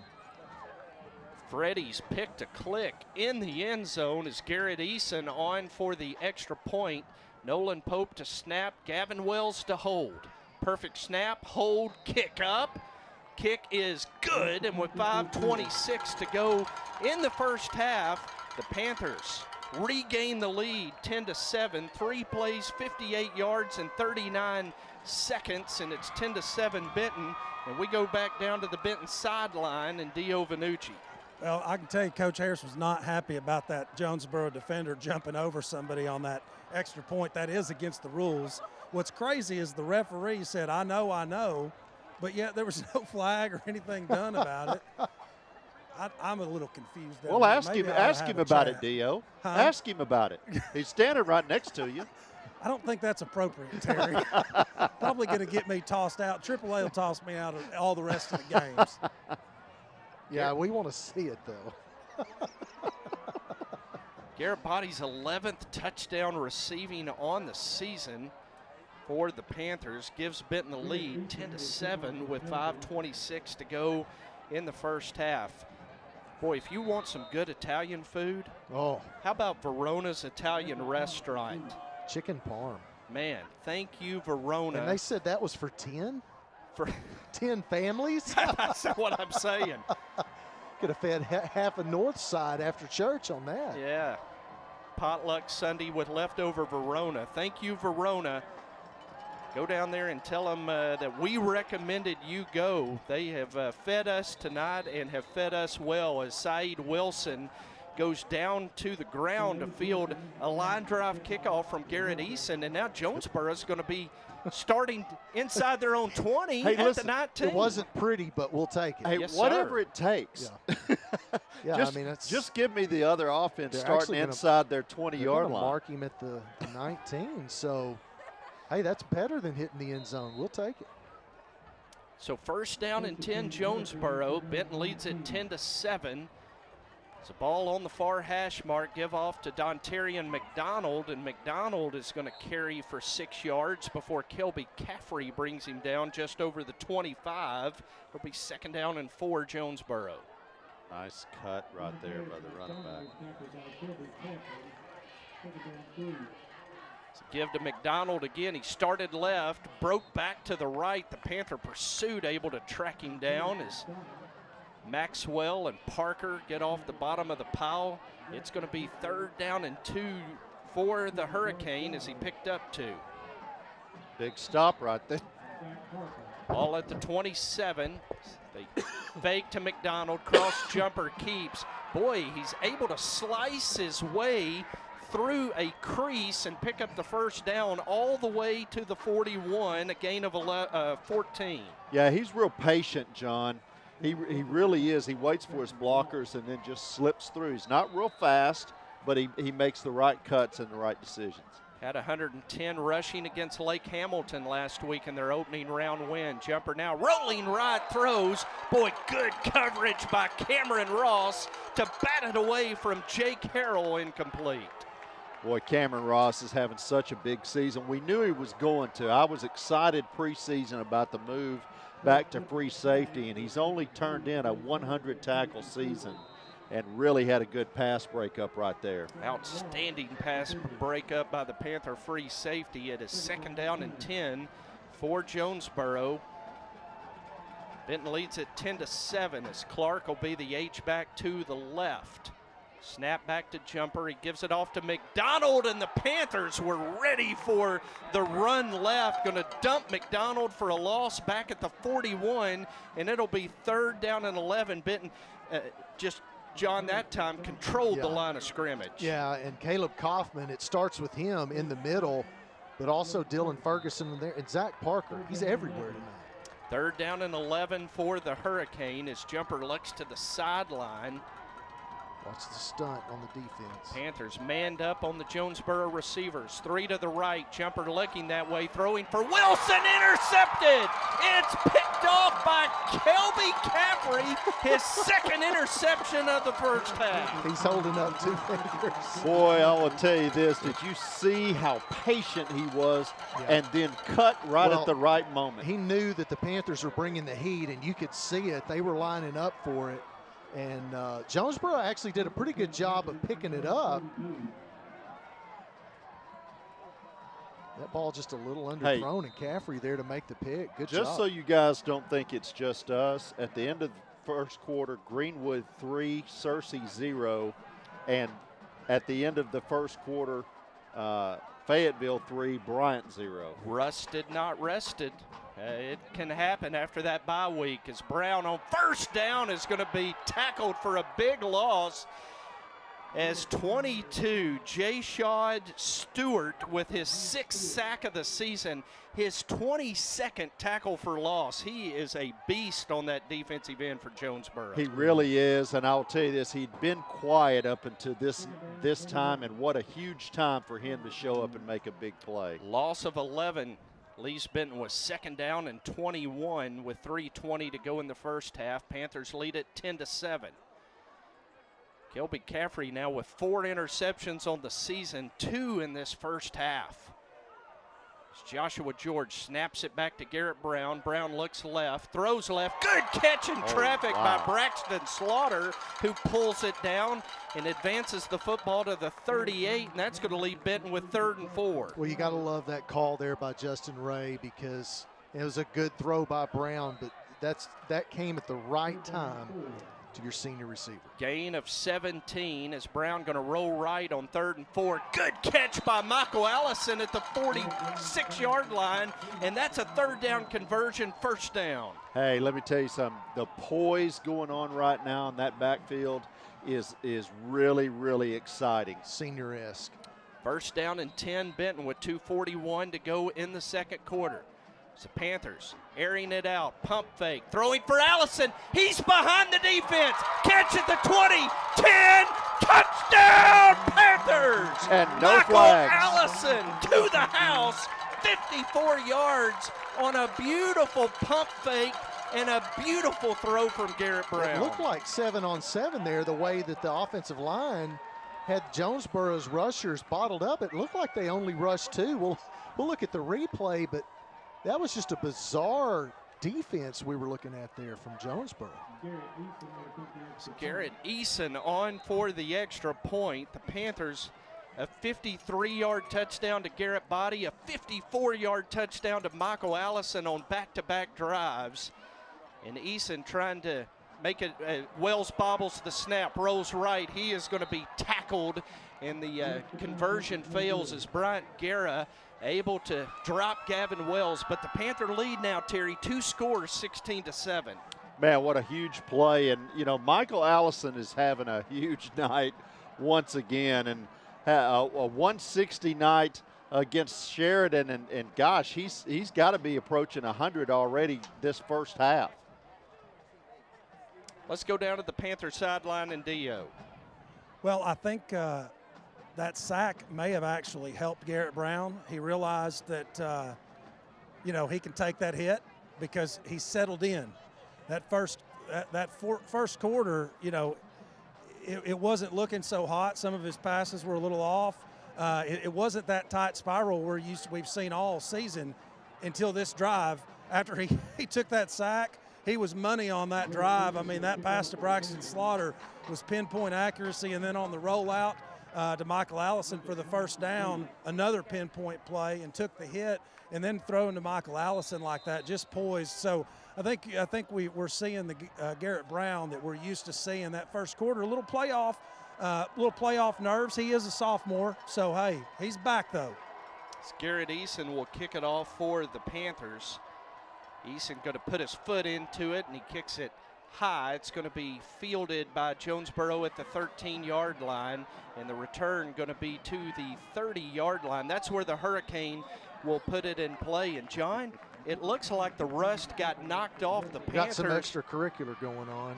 When Cross Jumper scores the touchdown and Benton goes down, that seemed to be what knocked the rust off and really waked the Panthers up. Back-to-back scores. Yeah. Absolutely. And then a very good special teams tackle there by Terry Jones. And, hey, 30-yard line, that's not just great field position. That's better than what we usually give up on kickoffs, so we'll take it. Center of the field, give to Albert George running right. Wow. George is going to be tackled by, Kelby Caffrey's everywhere, isn't he? Yeah, he's having a big night. Kelby tackles him after a 2-yard gain. It'll be 2nd down and 8, Hurricane. It's a ball on the right hash. Jumper with a H-back to the left, running back to the right. Going to fake to George coming this way. Jumper's going to keep, and Jumper's going to be tackled by Dylan Burnham. Bryce Gallagher also in there at the line of scrimmage for no gain. It'll be 3rd and 8. Great pursuit. I didn't see who got their hand on his jersey, but they slowed him down just enough in order for Burnham to get in there. 3rd down and 8 for Jonesboro with 1:35 to go in the first half. Panthers with 2 timeouts remaining. Jonesboro with all 3. Benton leads at 16-7. Snap to Jumper, throws to the right, catch is made. He backed up to restart and went out of bounds. Catch by Lutz. That's just his first catch of the first half. Jonesboro's primary receiver, short of the first down, it appears, but it's going to be 4th and short as they're going to mark it just over the 40-yard line. I think they got a good spot there, to be honest. Yeah. You know, Jim, I thought he went out of bounds I thought as he well. was at least 2 yards shy, maybe 3. It looked like he had marked it at the 39. They're going to mark it just shy of the 41. Jonesboro going for it on 4th and short. Give to George. He's got the first down. As Cameron Ross is finally going to make the tackle in Benton territory at the Panther 46. Well, it was just a good play call to the hole in the defense, and he got through for the first down. Panthers trying to get new players on the field. 4th down conversion for Jonesboro as Jumper's going to air it out on 1st down, and the sliding catch by Saeed Wilson at the Benton 33 will be good for 13 yards. They'll move the chains with 1:11 to go in the first half. Back-to-back first downs for Jonesboro. 2 receivers left, 1 receiver right. Snap to Jumper. He's going to keep running left, and Jumper going to break a couple of tackles down to the 26-yard line, a gain of 7. It'll be 2nd and 3, clock running under a minute to go. Boy, the Panther defense lucked out. Lutz was uncovered that time and was wide open by himself, and he still is. 2 receivers right, 1 left. Give to George coming left, and George going to be stacked up at the 25-yard line, and now Randy Coleman is going to take a timeout. It has been breakneck speed for the Jonesboro offense on this drive that will see a 3rd down and 2 at the Panther 25 with 41 seconds to go in the first half. And we go down to the Benton Panther sideline and Dio. Well, what do we want to talk about, fellas? Well, let's talk about the last 2 plays, how a 1,000-yard receiver can be uncovered and they don't throw to him. Well, I didn't see him, Terry. So you've got the bird's eye view, though, so maybe that Fair. says something about it. But I have a feeling the coaches up there in the Jonesboro box may have seen that as well, and they may try to do some up-tempo stuff to see if they can't get that accidental matchup to happen again and take advantage of it. Well, we had a safety deep, almost like they wanted him to throw over there. but you don't give a guy like that much cushion. You know, and so I think, you know, our defense is having trouble lining up, and I think that's probably part of the problem. 3rd down and 2 out of the timeout. Jonesboro at the Benton 25. As they give it to George running right, he's got the first down before he's tackled by Cameron Ross down at the Panther 21. That'll stop the clock to move the chains. 1st down, Hurricane. As they're at the line of scrimmage, they're ready for the snap as soon as the chains are set. They are. Jumper takes the snap, fakes. Jumper pressured, and Jumper sacked by Kaufman back at the 25-yard line. And now Jonesboro will take a timeout with 27 seconds left. And that's your nose man, Caleb Kaufman, in there on the sack, John. Yeah, and you knew with Chris Wright out that Kaufman was going to have to really play a good game. He's going to have to take a lot more snaps, I think, than he's used to taking against a very big, physical, and somewhat, at some of those positions, pretty athletic offensive line. And, well, they're really trying to pound on him at that nose tackle position, but he's doing a good job playing hard. Hey, credit Coach Coleman. I mean, this is the fastest offense that I've seen all year. Yeah. Maybe fastest offense I've seen in the last 2 years. Well, Dio can attest because he helped me call that game 2 years ago. That's the pace they played at the entire game 2 years wow. ago.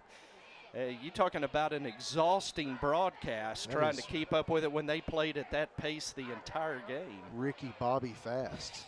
No doubt. I want to go fast. Yeah, that's right. Yeah, Matt's exactly right. The game still took 3 hours, 15 minutes. I think Jonesboro had 85 snaps. Benton had 74. It's unlike any high school game I've ever seen. 2nd down and 14 out of the timeout. Jonesboro with 1 remaining. Jumper takes the snap, looking, throwing for Lutz. It is incomplete as he threw it beyond him, and now a flag comes in from the backside official. Lutz was asking for a pass interference, and the backside official threw his flag late, and we'll see as they sort it out. You have not because you ask not. And a pass interference going to be called against Benton. They asked and they received. Yep. So yeah, I mean, that ball was way out of the back of the end zone. I don't know. Well, as A.D. Nethery will point out, that doesn't matter in high school. Catchable, uncatchable, it's not an issue in the NFHS rule book. 2nd down and 1 following the penalty, and Jonesboro converts as Tate Lutz catches it in the right corner of the end zone. His 15th touchdown of the season, and Jonesboro takes advantage of the penalty to score with 16 seconds to go in the half and cuts the Benton lead to 16-13. Guys, I don't know what's going on down there, but he was uncovered. And I just don't know how the best player that they have on their offense is uncovered. Got to cover that man. He's over 1,000 yards receiving on the season as Garrett Childers boots through the extra point, and with 16 seconds to go in the first half, Benton 16, Jonesboro 14, and we go down to Dio as Jonesboro took advantage of a pass interference and got in the end zone. Yeah, and I mean, that's one of those. To me, that flag came in a little bit late. I mean, that was one of those where a player is not supposed to influence a ref asking for help. That's, if they could, we should have a lot more flags. I'm going to tell you right now, what I want you guys to pay attention to this second half is our defensive line against Jonesboro's offensive line. There's a lot of hands to the face and a lot of holding going on, but you've not seen any flags on that side of the ball. And that's a big matchup. I mean, that's, you know, that's a huge deal. So flags playing a really big role in tonight's game, which is sad. You don't want that. But this is the playoffs, and we knew we were in for probably a pretty close game, regardless of what Hooten said. And according to A.D. Nethery, we're covering Lutz, but we're doing it with inside leverage. And that's why he looks like he's got a lot of green space out there. And we just didn't get to him because Jones was there. He cuts across the screen. Just didn't get there in time to make the play. Garrett Childers will kick off for Jonesboro as Nethery offered some analysis and promptly left the booth. Childers is going to sky kick it. Panthers are going to let it hit, and it's rolling around on the ground. Pick that football up for Pete's sake, and the Panthers finally do and get out of bounds at the 22-yard line with 14 seconds left. Benton will have it first down, leading 16-14. And John, I think maybe you just take a knee here and get to the house, or see a little razzle dazzle. Yeah, well, every coach has got to play for this situation, and we haven't seen Benton try anything like that. Heavy package with Kelby at receiver. Body to the right, Caffrey to the left, Davis and Carroll, the twin sniffer backs to the right. Gavin Wells will take the snap. He has Zach Wallace in the backfield. Now Carroll and Davis are going to flex out to the slot on each side. Going to give it. No, Wells pulls, keeps. Gavin spins, and Gavin going to be tackled at the 29-yard line. And a little bit of an exotic play for the Panthers to end the first half as Brad Harris is going to let the clock run out. The teams go to the locker room at halftime of tonight's 6A state quarterfinal game, with Benton leading Jonesboro 16-14.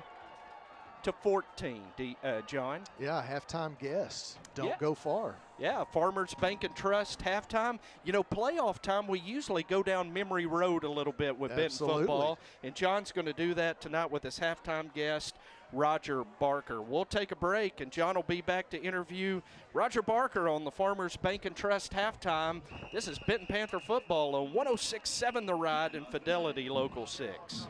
One of the biggest factors in your child's learning experience, whether it's book work or athletics, is their vision. Doctors Glenn and Skinner and the skilled staff at Benton Eye Care Clinic are here to help you see a better world. And they want everyone to have access to quality eye care. For thorough, visual, and comprehensive eye exams, call our optometric physicians and staff at Benton Eye Care Clinic at 501-778-2020. For quality eye care close to home on Highway 5 next to the Long Hills entrance, Benton Eye Care Clinic.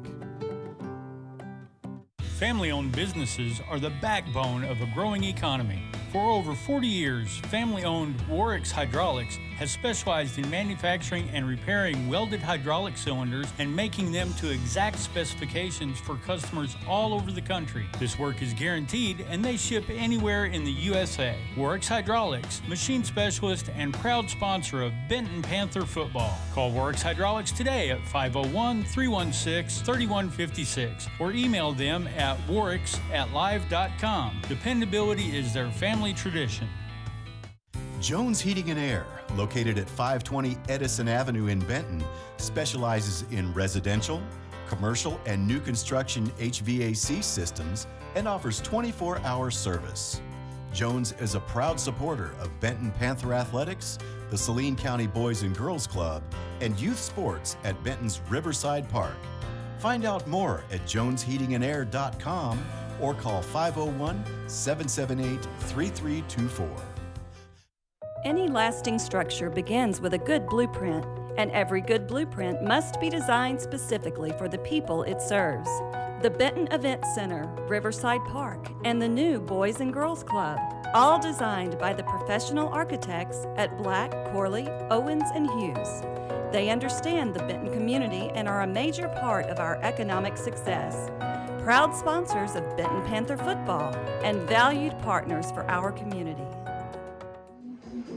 Welcome back to Panther Stadium as you see the Pep Steppers performing one of their routines, potentially the last routine for some of these seniors out here. Their state championship was last Saturday at Lake Hamilton, a really tough division. The Panthers did well, didn't take home any trophies, but as we watch them tonight on the field for what may be the last home game here on the Farmers Bank and Trust halftime show, the Benton Band getting ready to take the field. And we have a very special halftime guest. My good friend, former Panther great, Roger Barker is in the house, not the veterinarian. No, not the vet. The other Roger Barker. There's two Tony Brazzles in town. There's two Roger Barkers in town, and everybody knows both of you, I think. And Roger, welcome. Thanks for coming in. Appreciate it. All Appreciate right. you asking me to come. Well, I just want to say that Benton has only won 10 games 6 times in its entire history, and we're sitting at 8 wins win tonight. We're at 9. 10 wins gets us to the state championship game. That's generally what we've seen. 2014, 1977. We also won 10 games back in 1989. That was your senior year. You were a linebacker, played some offense as well. And so it kind of ties in a little bit to your senior year and playoff football and getting that 10th win and making a run at a state championship. Yeah, these playoffs are exciting. You know, we had a good run back in '89, had a great team. Great team, great memories, great coaches. Yeah, that was the Dwight Fight era. And, you know, we were counting up one day how many players from that team went on to play college ball. And not just at some of the lower levels, but, you know, you went to Arkansas. Greg Mundy went to Oklahoma State. Rick Daniel went to Texas A&M. You had some major recruits in that class. And, boy, we could list a lot of names of a lot of players from that era. It's just some really good athletes. It was a very different game back then. Yeah, a lot different. You know, I've been catching some of the games on YouTube that the BAM, the Athletic Memorial Museum's been putting on there. And, you know, watching one game that's on there is our Arkadelphia game from '89. I've watched that. And we line up in that wishbone and just ground and pound. And, you know, one of the funny things about that is Coach Fight would put myself and Greg Mundy, he'd put me at fullback and Greg Mundy at one of the halfbacks. Yeah. And Jamie Jones, the other halfback, and we would lead block for him. Yeah. And it's pretty funny to watch. You know, might have been Greg hitting him, but we knocked some guys, you know, 5, 7, 8 yards back at times. It's pretty entertaining to watch.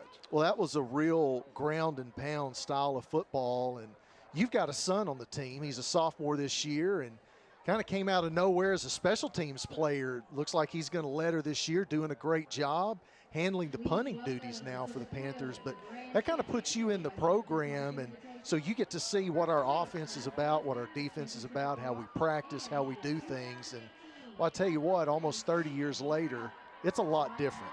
Oh, that's a whole lot different. And I'm proud of Preston. He's had some pretty good punts tonight. Yeah, he has. He really has, flipping the field a couple of times and getting some good rolls on that rugby-style kick, which is something else that's got to be new for you, kind of looking back, comparing the '89 team to this team. It's just a total different offense, very different defense, only 3 down linemen up front, 5 linebackers. And yeah, it's kind of crazy to watch from an old school guy like myself. I think one of the things that really stands out to me is the pace. When you go back and watch those old videos that the Athletic Memorial Museum has put online, and by the way, you can see those on YouTube if you'll Google the Benton Athletic Memorial Museum, and they'll pop up. They got a ton of games from the mid and late 80s and early 90s on there, and but the pace. You look at how many snaps. There's really no way a guy could play both ways in a game that goes this fast. Yeah, it would be tough. We huddled up every play on offense and defense, both sides of the ball, and kind of had time to call a little play or whatever, and not anymore. I don't know how these guys do it. You probably know how many plays are run in a game now versus what we did back then, but it's a lot more. Well, the largest count I've ever seen was a Benton Greenbrier game, and this has been several years ago, but on Huddle there were 211 clips. Now that includes penalties, all the special teams. There's going to be a few clips in there where the ball never got snapped, but I'm pretty sure there was almost 200 snapped balls in that game. The Jonesboro game in 2015, there were over 160 plays on offense and defense, not including all of the special teams. And in a game where they scored over 100 points, there's a lot of kickoffs and a lot of field goals, or extra points going on. So, yeah, it's a totally different game. But I tell you what, it's a very different stadium as well. Yeah. And you know, if you've stayed around, of course, you went to Arkansas, you played football there, then went to Henderson State. You come back to Benton, you've been a hometown guy for all of these years, so you've got to see these changes. But, you know, if you'd been gone and not really kept up and come back for a 25-year reunion, and you saw the new stadium and the way that the game is played and everything, you wouldn't really know you were in Benton. It's changed so much. And fortunately, we've been able to watch that change a little bit slowly as we age. Yeah, it's I have been lucky to get to come home after college and been here ever since. And just love it here. Was able to start business and been blessed, had some success, thank God. And it's been a ride. A lot of old friends, a lot of new friends. Yeah, I run into a lot of the old guys. Pretty often I see old Tommy Finster. I see him at all these games. Oh, yeah. His son, Zach Finster. Absolutely. And, I see Greg Rogers. Cliff Phillips was one of our good players from that 89 team. He's back in Benton. Of course, Jamie Jones is here. Oh, yeah, Jamie's He's here. walking around somewhere. Yep, his wife Gina was hollering at me earlier about one of Preston's punts. So. Well, we've got a pretty good crowd here, especially for a playoff game. When the playoffs come around, a lot of times your crowd kind of dwindles, but it's great to have a bye week and then a playoff game, especially as a parent, where getting to stay home and watch the Fidelity Local 6 broadcast isn't really an option. But now you did make a trip a little earlier in the season to a state really far away, great faces, great places, South Dakota. Yep. And got to watch the broadcast. Talk about what that was like and the guys you were with. Did they think you'd lost your mind on a Friday night? You're going to watch a high school football game 6 states away? Yeah, actually, I went up there on a hunting trip, one of the companies that I buy my piping material for utility work. I've been lucky enough they take me up there every year. We were actually eating supper, and I had my laptop out there on the table, watching the game. And, it was pretty neat, and I enjoy watching the games. But anytime I can listen to y'all's broadcast, I really enjoy it. I do a great job. And with so many people, in the military, overseas, not just in the Middle East, but at bases, all around the world, grandparents and aunts and uncles in other states, former, alumni that are in other states. We get some of the most bizarre emails and text messages about people in various places watching the games, and it's something that we're really proud of, and we want to make sure that we keep doing, because I think it's really good for the Panther brand, kind of like getting some of these old games on YouTube. A lot of viewership on those, and a memory lane, and so happy and thankful to the Benton Athletic Memorial Museum, to the people who filmed those games. And a lot of the guys that you'll hear that were involved in those broadcasts are not around anymore, so a lot of history in those. And well, I tell you, it's Benton has always been a football town, and continue to be. And we've been hunting a state championship for a long time. Had a few shots at it in the 80s. We had some good teams in there, a couple in the early 2000s. What do you think about this team? They're doing great. They've got a shot. If we can make it through tonight, we've had some maybe some questionable officiating. I don't know if I'm supposed to say that or not. No, you can. This is the Farmers Bank and Trust halftime show. I heard somebody in the crowd earlier, hollering at the ref saying, "Y'all got the right color on." Jonesboro's black and white, and they've got absolutely, black and white. Absolutely. Well, of course, penalties and turnovers are always the story in a playoff game. It's always going to come down to that, and because you've got two teams who've had a long season, they can execute, they can play on both sides of the ball. Just who's going to make the most mistakes. Yep, I agree. So as we get ready, 8 minutes left here before kickoff for the second half. What do you look for the Panthers to do differently? You played this game a long time. It's a different era. You're a great player. What's your advice? Let's say to the defense. What advice would you give to those defensive players if you were in that locker room? Oh, I would just say let's keep fired up. Let's keep focused. Let's make sure we hit and wrap up on the tackles. If I was going to criticize any aspect of this team, it's maybe some of the attacking sometimes. In open field, especially. Right. And that it's tough, but you just got to hit them and hang on. No matter how the game changes, there's several things that don't change. The fundamentals. It's still about blocking and tackling. and 4th and goal, there's still no nice way to coach that. That's right. That's right. Well, Roger, listen, we're so grateful to you for taking time out, coming up here and talking to us. It's great to talk to a legend. Oh, man, come on. But, hey, hey, you were a great football player, but I've known you for a long time. I would say that as good of a football player as you are, you're a better guy and a great friend. How about that? That probably means more to you now than anything you did on the field. Oh, absolutely. I appreciate that. And I need to give a shout out to absolutely. My daughter Sophie. It's her 8th birthday today. All right. Happy 8th birthday, Sophie. Hope and Aslan, my other 2 daughters, and then Preston's on the field. He can't hear me. But you got a lot of kids. I do. Mom and Dad listening tonight? Well, Dad and brother's in the stands. Okay. All right. And, my family is at my in-laws' house an early Thanksgiving. Okay. And shout out to the Van. Well, we'll give a shout out to all the family. Roger, thanks for being in. Good to hear from you, and we appreciate you being on the Farmers Bank and Trust halftime show. Just over 6 minutes left before we start the second half. We're going to take a quick break, but Grace Bowling's going to be back with some score updates. This is the Farmers Bank and Trust halftime show on Fidelity Local 6 and 106.7 The Ride. The Everett difference is much more than just vehicle sales and service. It's also our commitment to helping those who help others, like those who work to build communities, those who help to enrich the lives of children, those who provide a loving home to kids in need, and those who lend a helping hand when you need it. It's a privilege to work with these wonderful organizations, and we're grateful for everything they do. That's the Everett difference. Everett Buick GMC. Allied Glass is a full-service glass shop located in historic downtown Benton.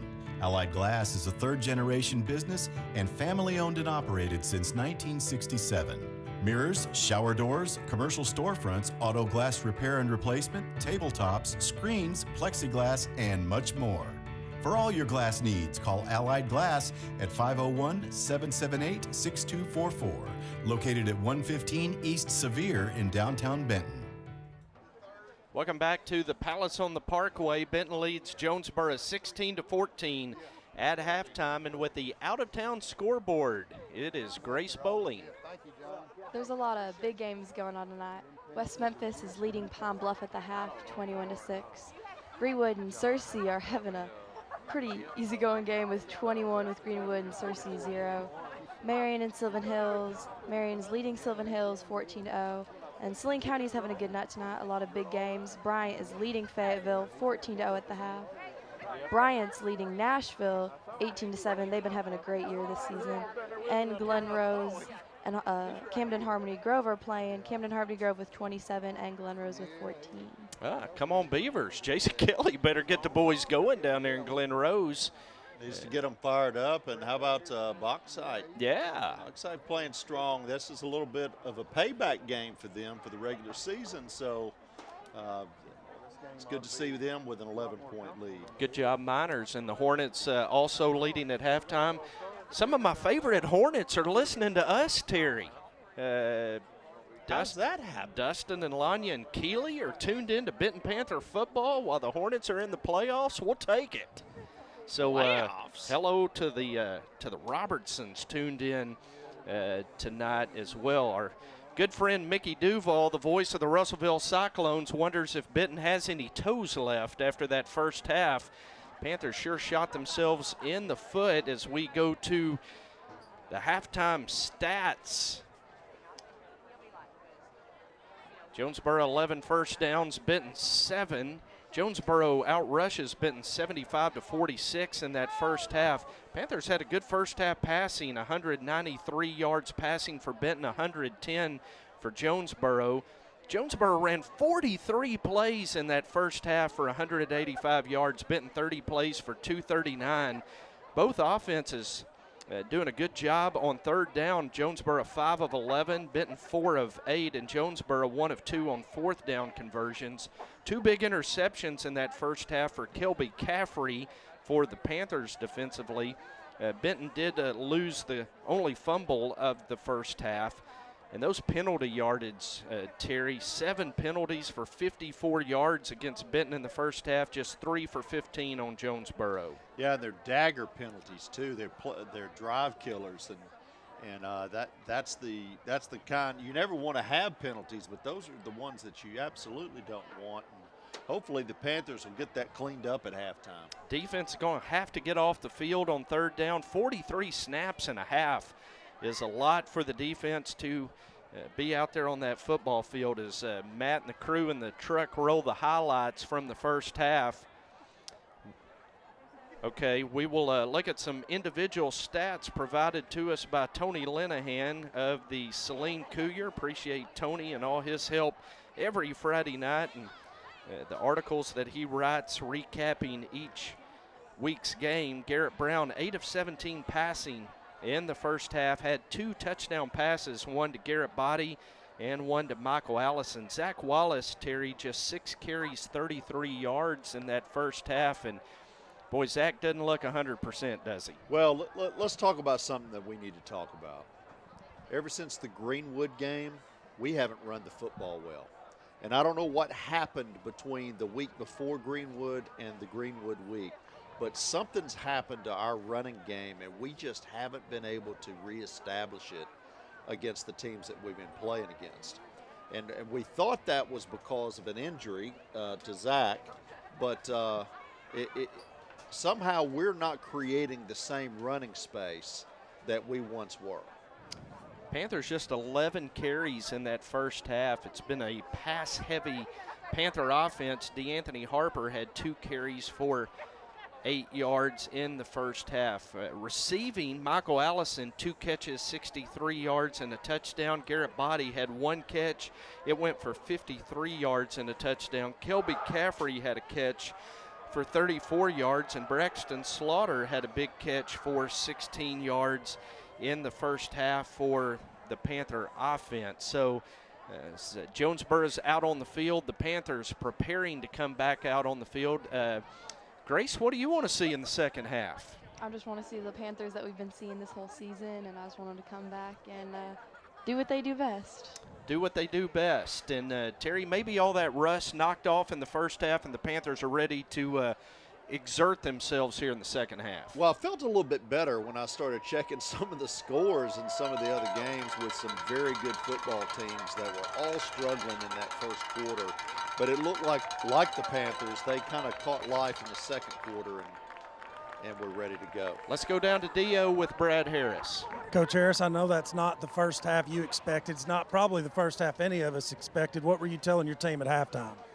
I feel like we started really slow. I mean, that's obvious, with a 16-14 game, but, we're hurting ourselves. We've had penalties and big plays called back due to penalties, and, some of them are kind of questionable a little bit at times, but it is what it is, and, we didn't kind of come ready to play mentally, and that's what we talked about tonight is we feel like we're a better team than them, but, better team means nothing on paper. You got to come out here and prove it, and I feel like we started really slow. Hopefully we come out in the second half and play a little bit more energy and everything. So, we don't feel like it's anything to do with game plan, offense or defense. It's about bringing the right frame of mind every play. We busted some assignments on defense, it's giving them the big play, and then offensively, same thing, just penalties and missed assignments. You think the bye week has anything to do with that? Maybe get the rust knocked off that first half? Possibly. That's something Jim and I talked about earlier tonight. You always concerned about that. We had a bye week earlier this year against Cabot. It didn't bother us, but later in the year, we've had a week off and didn't have that game. So hopefully that's what it is, and we're ready to go and more focused in the second half, Dio. Go get them, Coach. All right, guys, back to you. Thanks, Dio. I like Brad's attitude going into this second half, and I know that's going to translate into his team on the field. Benji White texting saying, where's his shout out? He must not have been tuned in early in the ball game. I mean, we gave a shout out to the deer camp down there on the banks of the Ouachita River. Of course we did. Benji was just slacking and got caught. He did. So, Benji, where were you, my man? So, as we are a minute away from the second half, a second half that will see Jonesboro receive the football, and boy, Terry, a 3 and out would be huge. A great way to start this second half. 3 and out would be huge, especially followed up with a good confidence drive where we could just take the ball down the field. Jim, I really do. I need to see some running game. I think we can throw the ball all over the field on these guys. But I think for us to be successful at the level that we're capable of, we have to be able to run the football. So Terry says with that big offensive line, like to see them lean on the Jonesboro defensive line. And Grace, you're saying let's just do what we do. Yeah, win. Win, there you go. So let's see if the Panthers can do that here in the second half. Benton will kick off. Garrett Eason will kick off, and it looks as if Benton will defend the north goal here in the third quarter. Panthers will move left to right across your radio dial. In the third quarter is Jonesboro will receive. And, boy, you always talk about the first few minutes of the second half, the first drive of the second half being huge. And it is going to be oh so huge tonight as it's just a 2-point separation between Benton and Jonesboro. Panthers lead at 16-14 as Garrett Eason will tee it up right in the center of the field at the 40-yard line. Going back deep to receive for Jonesboro. That'll be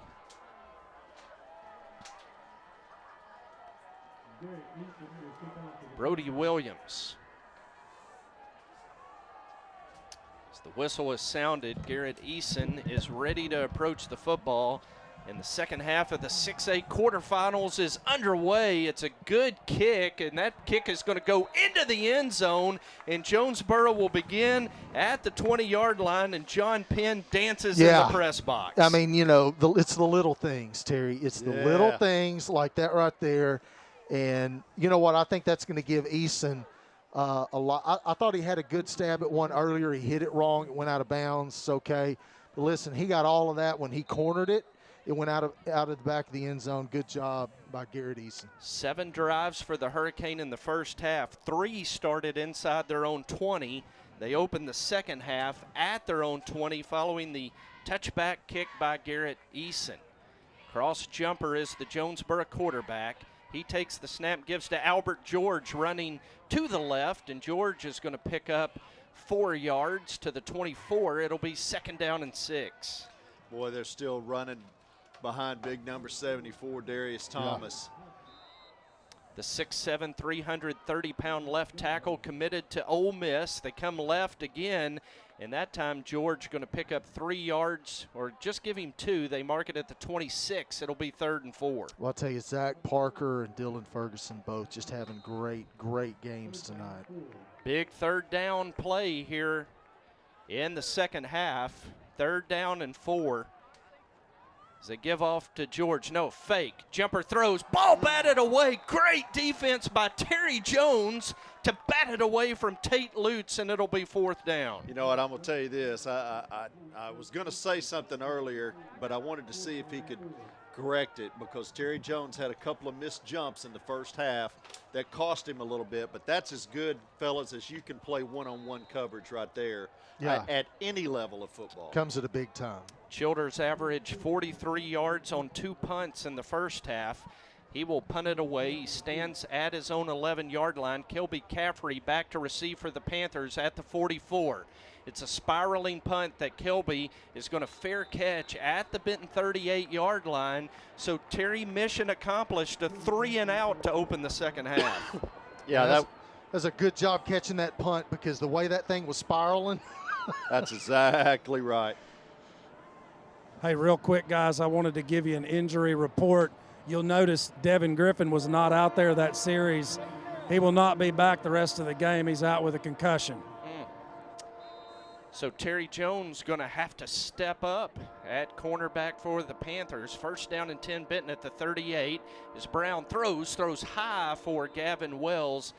Incomplete, and it'll be 2nd down and 10. And boy, I know the game plan coming in was for Devin Griffin to cover Tate Lutz, the Jonesboro big play threat at receiver. So we're going to have to see Terry Jones, the senior, step up in this second half. It's 2nd down and 10 Panthers at the Benton 38-yard line. Panthers with 2 receivers to each side. Give to Zach Wallace running left. And Zach going to pick up 3 yards to the 41. It'll be 3rd and 7. Boy, we got to see Zach take charge at running the football here. I mean, he's He didn't have anywhere to go that time, John, but we need him to really crank this offense. 3rd down and 7, ball in the center of the field as the Panther offense looks to the sideline for the play. Allison and Wells to the right, Slaughter and Body to the left. Wallace to the left of quarterback Garrett Brown, who takes the snap, going to swing it out to Wallace to the left. Wallace with a move into the open field, into Jonesboro territory. He's down to the 33. Boy, he put his foot in the ground, cut, and picked up big yardage and a Panther first down. If there's any question about his ankle tonight, it just got answered on that play. And that was also a good play there by Garrett Brown because he looked off. You thought he was going over the middle of the field. 26 yards on the pitch and catch, and a false start. That's Benton's 8th penalty. And when the Panthers try to up-tempo it, they just can't get in rhythm. 5 yards, it'll be 1st and 15. Well, I think that Coach Harris has got a reasonable complaint. I mean, when the head coach who's standing there at the line of scrimmage cannot figure out what they're calling, I mean, obviously it's something.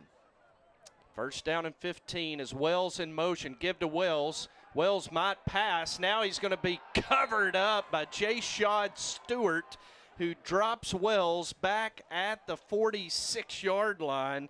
That's going to be a loss of 8 yards. It looked like a jet sweep pass, John, and Jayshad Stewart came hard off the edge. You see a lot of frustration from not just the Benton Panther players, but also the coaches just in discussing things, especially on the sidelines down there. I think Jonesboro just has a really good defense, and they're causing us problems. 2nd down and 23 following the loss. Trips to the left. Brown going to roll that way. Set up and throw. Boy, what an arm. Intended for Garrett Body, and it's incomplete. Bryant Guerra in coverage for Jonesboro, and the Panther fans on their feet in frustration. They wanted a PI call. Well, he was pulling at his arms, and we just can't get the call. That's a beautiful throw. Strong arm from Brown. Incomplete. It'll be 3rd down and 23. Benton at the Jonesboro 46-yard line. 9:26 to go in the 3rd quarter. Panthers lead at 16-14. Trips bunch to the short side of the field. Brown takes the snap and rolls that way. Going to set the throwback screen up to Gavin Wells. Wells going to be hit and pick up just a yard to the 45. And the Panthers will face a 4th and 22. Yeah, and this is a real decision now. If you're Brad Harris, what do you do here? He's going to punt. You punt. Yeah. I mean, it's generally when he crosses midfield, you know, he likes for it to be 4th down territory, but when it's 4th down and 22, that's you know, especially the way that your defense has played tonight, I just think you got to punt this ball away. It's not even a decision. Barker averaged 44 yards a punt in the first half. If he hits a 44-yarder here, Benton will down it at the 1. It's Barker on the rugby punt. It's an end-over-ender that hits at the 15. Oh. Boy, beautiful roll out of bounds, and Jonesboro's going to have it as they mark it out of bounds at the 7-yard line. Beautiful kick from Preston Barker. Yeah, and that's the beauty of the rugby-style kick is if you get the angle on it even close, you really don't have to worry about it taking a bad bounce. It's going to bounce forward most of the time. Well, you can't ask for a better punt than that. You put it out on the 7-yard line against this defense. He gets the Ray Guy Award for tonight. Shoot, yeah. 38 yards on the punt from Barker. It's 1st down and 10 Jonesboro in the shadow of their own end zone at the 7-yard line. Is they're going to give it to Albert George? No, that's McDonald in there at running back, and McDonald going to be forced out of bounds at the 11-yard line. A gain of 4. It'll be 2nd and 6. Kate Clark there defending. Yeah, you know, I hadn't scouted McDonald that much this week, and he's a really good-looking running back. Yeah, he came in the 4th quarter last week against Lake Hamilton and had over 100 yards rushing in that 4th quarter. McDonald gets it again, and McDonald's going to pick his way up to the 19 and a Jonesboro 1st down as he gains 8 yards and they move the chains. Here comes tempo. Yeah, they're really up tempo right now. And saw that work on Jonesboro's 2 touchdown drives in the first half. Give to McDonald again, breaks a tackle, and he's finally going to be dropped at the 24. A gain of 5. It'll be 2nd down and 5. Ball on the right hash. Hey, these guys are getting 70% of their yards after contact. We got to wrap up on that initial hit. It's one thing Roger Barker talked Roger about Barker at halftime. said, yeah. This cross jumper looks to the sideline now as they pump the brake just a little bit on this up-tempo offense. 2nd down and 5, Jonesboro. They're going to bring Connor Clark now to the left. George back in at running back. Jumper throws to Saeed Wilson, who makes the catch at the Benton 42-yard line. A gain of 18 and a Jonesboro 1st down. Well, it was a nice pass and catch there, right in the seam.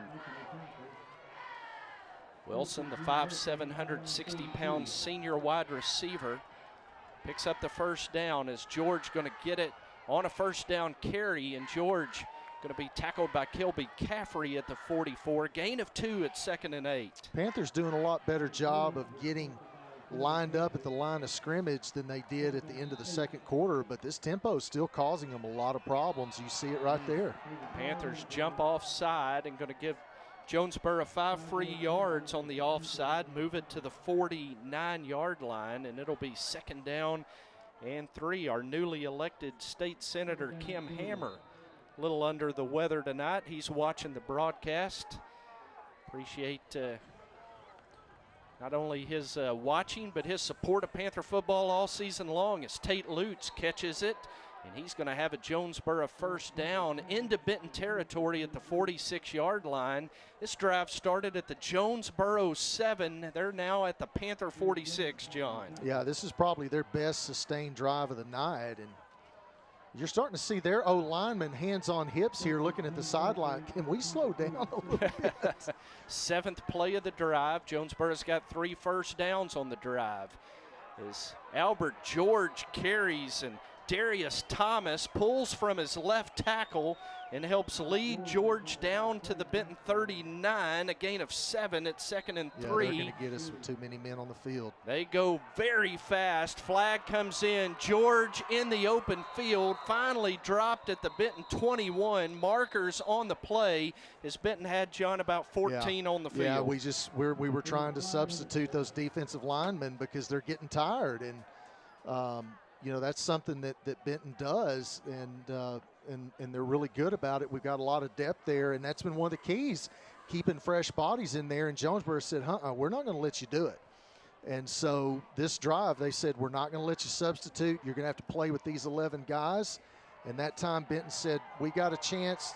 You know, we see an opening here. Didn't work. Too many men on the field against the Panthers. He's going to move the ball all the way down inside the Benton 11. They gave him the 18 yards on the carry, added 10 to it. It is 1st down and goal, or 1st down and 10 Jonesboro at the Benton 11-yard line. Jumper throws, back shoulder throw for Lutz. Catch made, touchdown Jonesboro, and the Golden Hurricanes on the 2nd touchdown of the night for Tate Lutz go up 20-16 with 6:39 to go on a 93-yard touchdown drive here in the 3rd quarter. Well, I love that call by the Jonesboro offensive coordinator, and he knew exactly what he had with man coverage over there. It was a good back shoulder throw by the QB, and just great execution. Lutz's 16th touchdown receiving of the season as Garrett Childers' extra point is up, and it is good. 9 plays, 93 yards.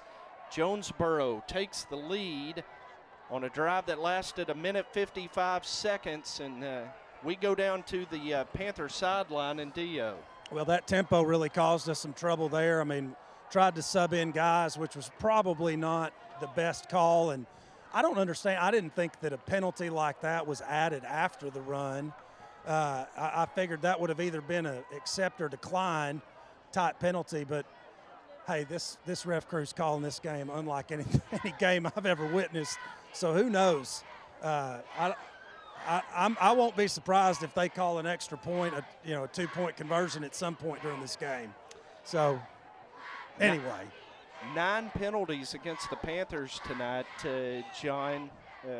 Yeah, I mean, that's the difference in the game, no doubt about it. I think if you can take those penalties back, as we've got another scoreboard malfunction here,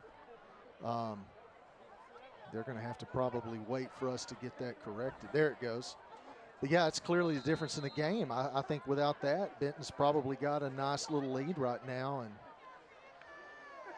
we're looking to run the football and run the clock. But, you know, hey, kudos to Jonesboro, because you know what they've done, Jim? They've capitalized. Yeah, they have. On those penalties. Absolutely have. As Garrett Childers will kick off for Jonesboro. And he is going to sky kick it to the near sideline, and that ball is going to be fielded and tackled immediately as coming up to make the catch for Benton. John Miller, and it'll be Benton football. First down and 10 at their own 35-yard line. Terry, you said at halftime you want to see the run game a little bit. Now down 5, and the Panthers struggling to run the football tonight. Well, look, here's why. If you want to beat a team that's really deep, don't let their second crew come on the field. So the give to Zach Wallace, and Zach with no room to run as he is going to be tackled at the line of scrimmage, and it'll be second down and 10. Just no running room, Terry. Yeah, and I had to get the snap off. And so why the running game becomes so critically important is now we've got to stay on the field for a little while to give that defense a little bit of rest. Nate Light, the sophomore defensive lineman for Jonesboro on that last stop. It's second down and 10 Panthers at their own 35-yard line. 6 minutes to go in the third quarter. Jonesboro leads 21-16. Brown rolls, sets up the screen to Gavin Wells, and Gavin is going to be tackled by Logan Orr at the 38. A gain of just 3, and it'll be 3rd and 7. Our statistician, I'd love to know if we won a game where we trailed in the second half this year. I'm trying to think of a game where we were behind at any point in the second half, and we came only from lost behind twice. to win. So, yeah, in one game we really didn't get to play the second half. So, but in all of those wins that we've had, did we trail in the second half at any point? Third down and 7, the fake. Brown pressured. Brown has to throw it away, and a flag comes in at the 29-yard line. And I think they're going to get the Panthers for a hold, and that's exactly what they do. Pass was incomplete, and I'm sure Randy Coleman will decline that, and it'll be 4th down and 7 as the Panthers going to go 3 and out and have to punt it away. Well, you know, they couldn't run the football, and they tried 2 run plays, and neither one of them got us any yards. And fellas, we're going to have to run the football if we're going to be successful offensively in this game. 2 possessions, 2 punts in the second half. As Preston Barker has done a very fine job punting the football tonight, on to punt for the 4th time. Tyler Cochran is the Benton deep snapper. Now the Panthers are going to shift.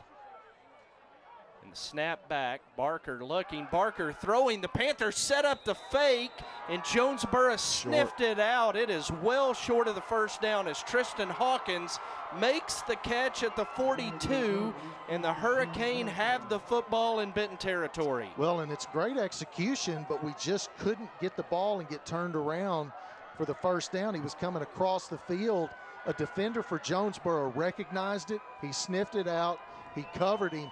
That's great defense by the Golden Hurricane right there. I didn't catch the player's number. Solomon Johnson, the 5'8", 170-pound senior, number 16, with the fine play for the Jonesboro defense. And now it's Hurricane football in Benton territory. 1st and 10 at the 42.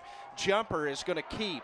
Jumper with running room, and Jumper is going to be down to the Benton 35. A gain of 7. It'll be 2nd and 3. Really feel the momentum right now for the Golden Hurricane. And Mo is in black, white, and gold right now as they give to McDonald running right. McDonald's got the first down to the Benton 25-yard line, a gain of 10, and it has been all Jonesboro here in the second half. Yeah, and Jim, I checked the stats, and from what I can tell, we haven't had to come from behind for a win yet this year. This is unfamiliar territory for the Panthers. They want to pull this out. You're going to have some senior leadership here right now in this defense. First down and 10, Jonesboro at the Benton 25-yard line as Jumper gives it off to McDonald running left. And McDonald going to be tackled by Cameron Ross at the 21, a gain of 4. And it is second down and 6, Jonesboro, Terry. Well, I think what you see a lot of players out there right now moving in slow motion because they're tired. Jumper takes a snap. He's going to throw for Lutz again. Lutz in the back of the end zone. Can't come up with it. Ball knocked away at the last minute by Terry Jones. Great defensive play from up here, and we've got a good eye advantage. It looked like it was going to be a touchdown. We'll see if Cameron Ross, he does get a hand in there. I'm sorry, Terry Jones. Terry Jones made an excellent defensive play. He really play. did. Got a hand in just I thought the last Lutz minute. dropped it. From up here, it looked like he got a hand in there. Lutz with 2 touchdown catches tonight. They're going to go back to him on the comeback route, and Lutz makes the catch. He's going to have the first down to the Benton 13-yard line, and a fresh set of downs as Jonesboro converts on 3rd and 6. Well, the problem with Lutz is if you play him up tight, he's got a speed advantage. He's going to get by you. If you give him any cushion, he's going to make a short catch. And so give to McDonald on first down, and he's going to pick up a yard to the 12. It'll be 2nd and 9. That was a big play right there. That was a big play because it sets up a 2nd and long, and they haven't had 2nd and long in a long time. Been very effective on first down and 3rd down here in the second half. Now the Panther defense has to capitalize on this next play. Jonesboro sends 2 receivers to the left, 1 to the right. McDonald in the backfield. Jumper fakes to him, keeps, and Jumper dropped as Kaufman and Carroll combine on the tackle for a loss of 1. It's 3rd and 11. Big play, John. How important is that nose tackle position? And Kaufman is just battling down there tonight. He's outsized, but boy, I tell you what, he's really been tough in the middle of the night. 3rd down and 11, Jonesboro at the Benton 14. Jumper takes the snap, looking, throwing. Saeed Wilson alone in the end zone for the touchdown, and it is a 2-score lead for Jonesboro. It is 27-16. As Jonesboro on 3rd and 11 scores on a 14-yard pass from Jumper to Wilson. Childers on for the extra point with 2:50 to go in the 3rd quarter. Well, they figured out something in the coverage there. Childers' extra point is up, and it is good. A flag comes in after the extra point. We'll let them. It's roughing the kicker. Personal foul, roughing the kicker. Jonesboro will get the kickoff in the Benton side of the 50. We go down to the sideline, and Dio, boy, it's been a rough second half for the Panthers. Well, just defense not able to get anything on Jonesboro's momentum. I mean, not like you guys were talking about. That up-tempo has got our defense absolutely gassed over here, just not able to get the subs in. These guys are used to playing 2 to 3 plays and coming out and getting a breather, and they're just not able to do that. And you can really tell they are moving in molasses out here.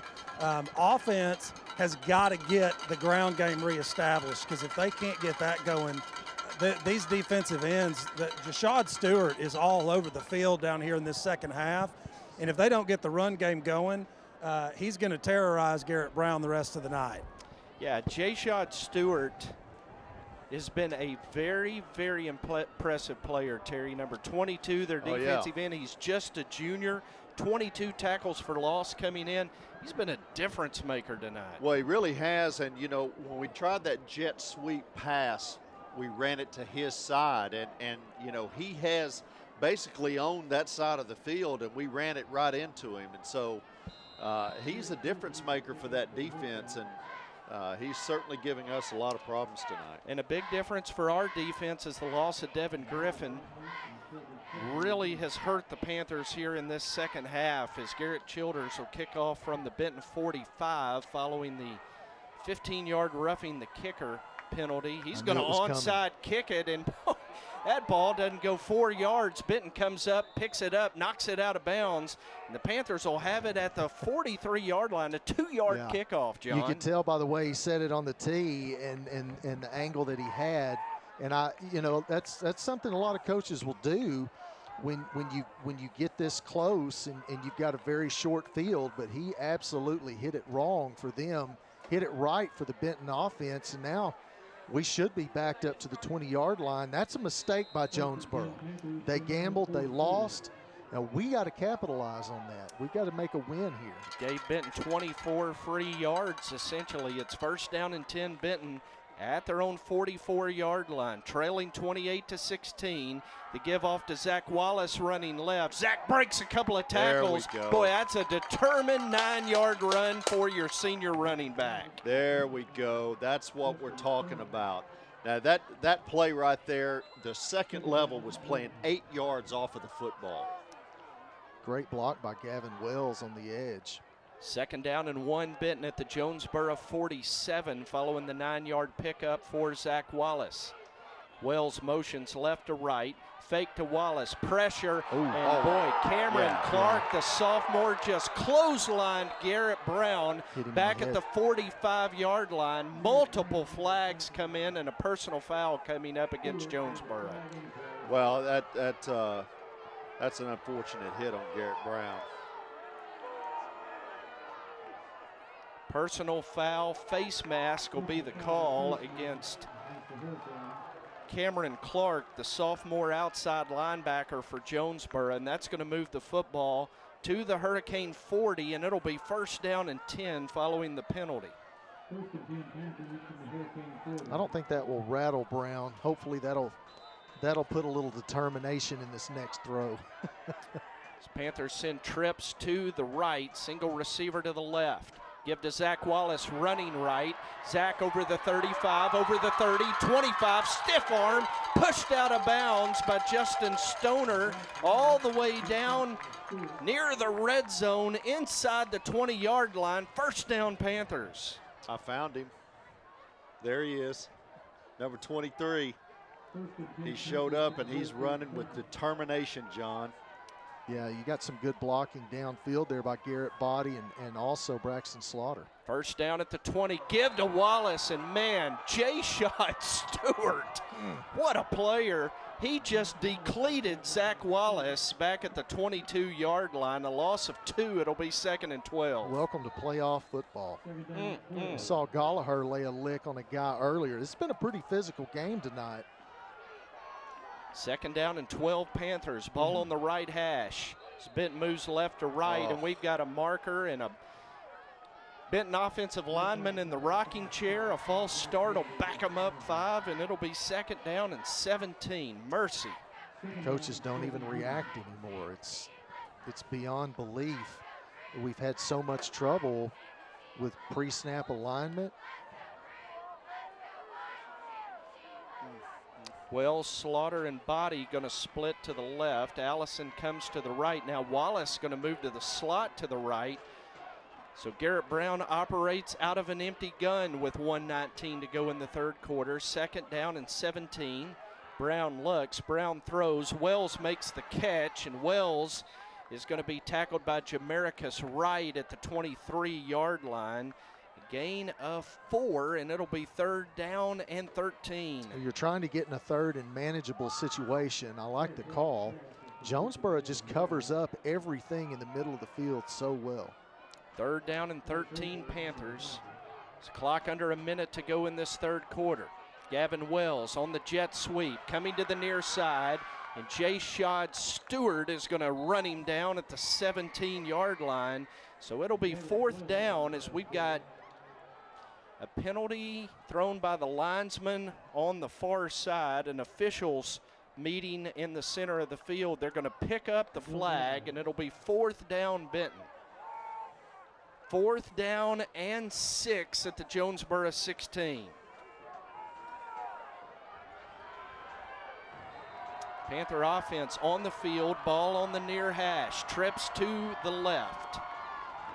It's Wallace Going to catch the flare pass. Zach going to be upended short of the first down as Stoner, the safety, is going to tackle Zach Wallace short of the first down at the 14, and Jonesboro takes over. Well, it's great defense that time by Jonesboro. I like the call.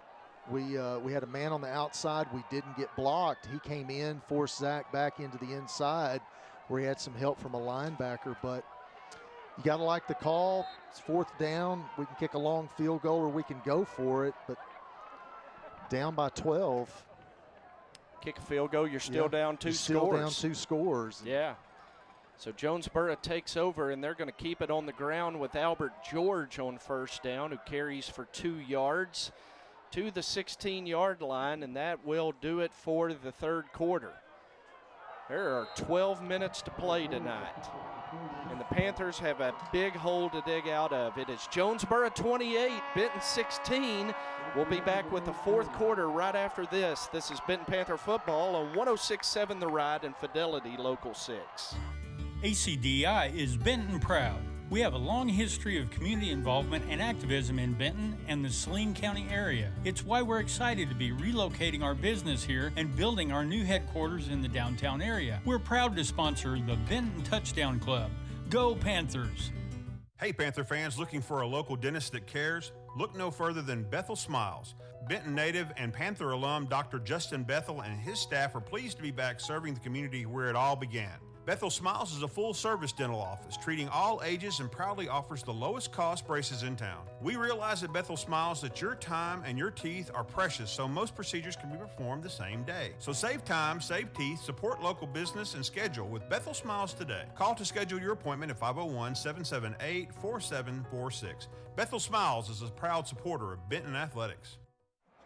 So we go to the 4th quarter. Let's go down to the sideline and Dio.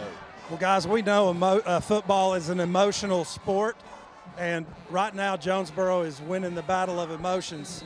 That sideline is fired up. They believe they can win. We need a spark of some kind right here to reignite this sideline on our side. 2nd down. Give to open the 4th quarter is a carry by Albert George to the 20-yard line, and it'll be 3rd down and 4. And boy, here could be the spark right here, John, a big 3rd down stop. Absolutely. How about a big 3rd down turnover? We'll take that too. It's Jonesboro slowing down the pace, and they're going to get an offside against the Panthers, and that is going to be a free 1st down following the 5-yard mark off. 1st down Jonesboro following the penalty. We'll move it to the Benton 25, or the Jonesboro 25. Well, that's it. We've just we played a little undisciplined tonight, and that's going to hurt us. 1st down Hurricane, 11 penalties against the Panthers tonight as Jumper takes the snap, gives to Albert George running left. George breaks a tackle. George in the open field. George to midfield as he picks up 25 yards. And again, momentum on the far sideline as the Jonesboro players leaping in the air, celebrating the run by George. 1st down Jonesboro at the Benton 49. We had a chance at him in the backfield for a loss and couldn't convert. This time Jumper going to go down back at his own 46, a loss of 5, and it'll be 2nd down and 15. And boy, you got to believe that they are going to slow the pace down now, leading by 2 scores with 11 minutes to go in the 4th quarter. I'm not sure if that'd be a good call. Right now, they've got us back on our heels. It's Jumper going to throw, airing it out for Lutz. Lutz almost made a circus catch. Cade Clark in coverage. Ball falls incomplete, and it'll be 3rd down and 15. Well, that's a good job that time on defense. Cade Clark with great coverage, knocking the ball loose right at the last minute. Got to get off the field on 3rd down right here. Big play. 3rd down and 15 as Jonesboro has trips to the near side. Single receiver far side. Snap to jumper, drops back, trying to set up the screen. Does. Boy, Benton read it extremely, extremely well. Dylan Burnham leading the charge as they set up the screen to George, and Jonesboro's going to have to punt it away. Well, that's just a great play by Dylan Burnham. Sure is. It's the ball at the Hurricane 44. Garrett Childers stands at his own 30 to receive the snap. Kelby Caffrey, who has breakaway speed, back at the Benton 20-yard line to receive the punt. 10-10 and counting in the fourth quarter. Jonesboro leads 28-16. It's a high snap. Childers pulls it down, drops it. He falls on it at the 30, and there's the break, Terry. Benton football at the Jonesboro 30. Man, did we ever need that. That was a huge play, and it wasn't even caused by us. We needed something special to happen, and special teams, once again, John, jumps in to save us.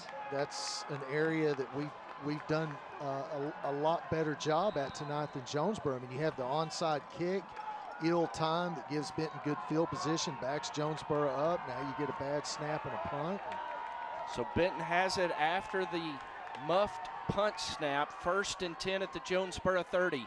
4 receivers to the left. Colin Morrow checks in at quarterback. Throws to Wells, who throws to Body. Touchdown, Panthers!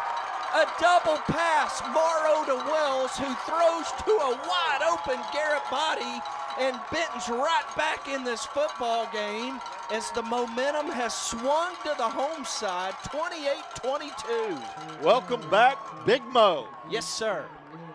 What a great pass that time. Just an excellent executed double pass by the Panthers. Garrett Eason on for the extra point. Gavin Wells to hold. Perfect snap, hold, kick is up, it's good, and with 9:51 to go in the fourth quarter, Benton's back in the ball game. It's Jonesboro 28, Benton 23, and boy, Dio, you can feel the momentum now shift back to the Benton sideline. Yeah, you absolutely can. Just like we talked about, they needed a big play, they needed a spark. Defense gave the offense one, and Justin Wright capitalizing on it with a little bit of trickery. We've seen that earlier in the year. I don't even feel like that's a trick play. That's just a good play is what that is. But exactly what we talked about, and this is what's great, is only being down 5 points. You don't have to worry about the extra point. You just got to worry about getting that ball across the goal line. So the sudden change, John, Benton goes for the jugular, and boy, it just turned up roses for the Panthers. Well, we finally capitalized on one of Jonesboro's mistakes. They're giving us every opportunity to win this ball game, but hey, did you expect anything else between Benton and Jonesboro? A lot of people said, Benton's a 2 or 3 score favorite. I wasn't buying that coming in just because the history of this matchup. Hey, guys, just a quick injury report. I don't know if you noticed, but that was Colin Morrow throwing that pass. Garrett Brown is down here under the tent. Looks like he's getting a knee or an ankle checked out by Dr. Bailey. So I'll find out what's going on with that, and I'll update you. Thank you. As Garrett Eason's kickoff is high, it's going to be fielded right at the 10-yard line. Return over the 20. Mitchell Thomas reverses field. He's retreating, gets a block, and now he is going to turn the corner and finally pushed out of bounds.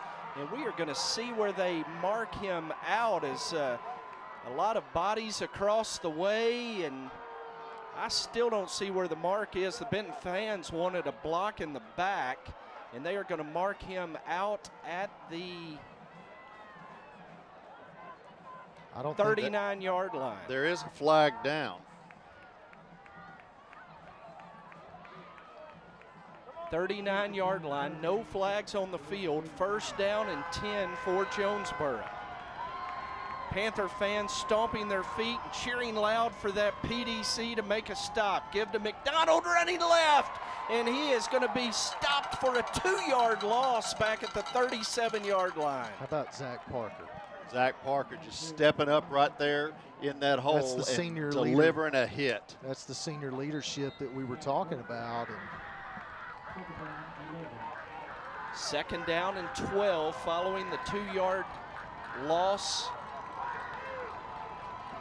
Jonesboro Panther fans cheering loudly as Jumper fakes to McDonald, breaks a couple of tackles, falls forward over the 45-yard line to the 46, and now it is 3rd down and 3 for the Hurricane. Well, I tell you what, when they run in that read option, they give to the running back to the left-hand side almost the same. The next play is the quarterback keep. Big play. 3rd down and 3 for Jonesboro as Jumper looks to the sideline. Play signaled in. Panther defense digging in. Give to McDonald. McDonald makes the first man miss. Boy, it's going to be close. They're going to mark him short. They're going to mark him down at the 48, and it is going to be 4th down and 1 for Jonesboro. Boy, you want to talk about a tough call as a head coach. They're going to go for it. This is a tough call. They're going to try to get Benton to jump. Question is, will they snap it? Trey Maxwell and Dylan Burnham on the last tackle. 4th down and 1. And as the fans rise as one, Randy Coleman calls timeout on the Jonesboro sideline. 4th down and 1. Boy, you got to be disciplined up front here. And you got to, boy, how big. It's a tough call for Coleman. It is. Because after, look, I'm going to tell you, the whole snap, punt, that whole battery, it's a lot like a golf swing or anything else. Once it goes wrong, it's in your head. And for that deep snapper, this is something that I know about, and fortunately in 4 years, I never saw one sail or go in the dirt. But I'm going to tell you what, this is a situation where, do you want to put your deep snapper back out there in the hopes that you can pin Benton deep? Benton's got momentum. Their offense is rolling. They don't know that Brown's under the tent. They probably don't know that Colin Morrow was our original starting quarterback for the year. So what's a tough decision for Jonesboro? And they're going to bring the offense back out on the field. What's the hard count? They got us on it before. Cross Jumper is the quarterback, has a H-back to the left, running back to the right. They're going to snap it and give it to McDonald running left. He's got the 1st down on 2nd effort over midfield to the Benton 49. And that'll give Jonesboro a fresh set of downs with 8 minutes to go. Zach Parker is down. It's the Panthers' senior strong side linebacker, Zach Parker. We've got depth, but I'm going to tell you what. We've got depth at that position, but the heart of Zach Parker, I don't know that you can replace that.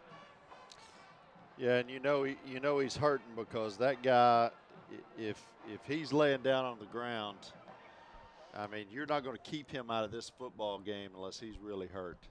B.J. Bailey, the team doctor, T.J. White, the trainer Brad Harris, the head coach, out checking on Zach Parker, who was lying on his stomach. Now they have rolled him over on his back as they check on Zach Parker.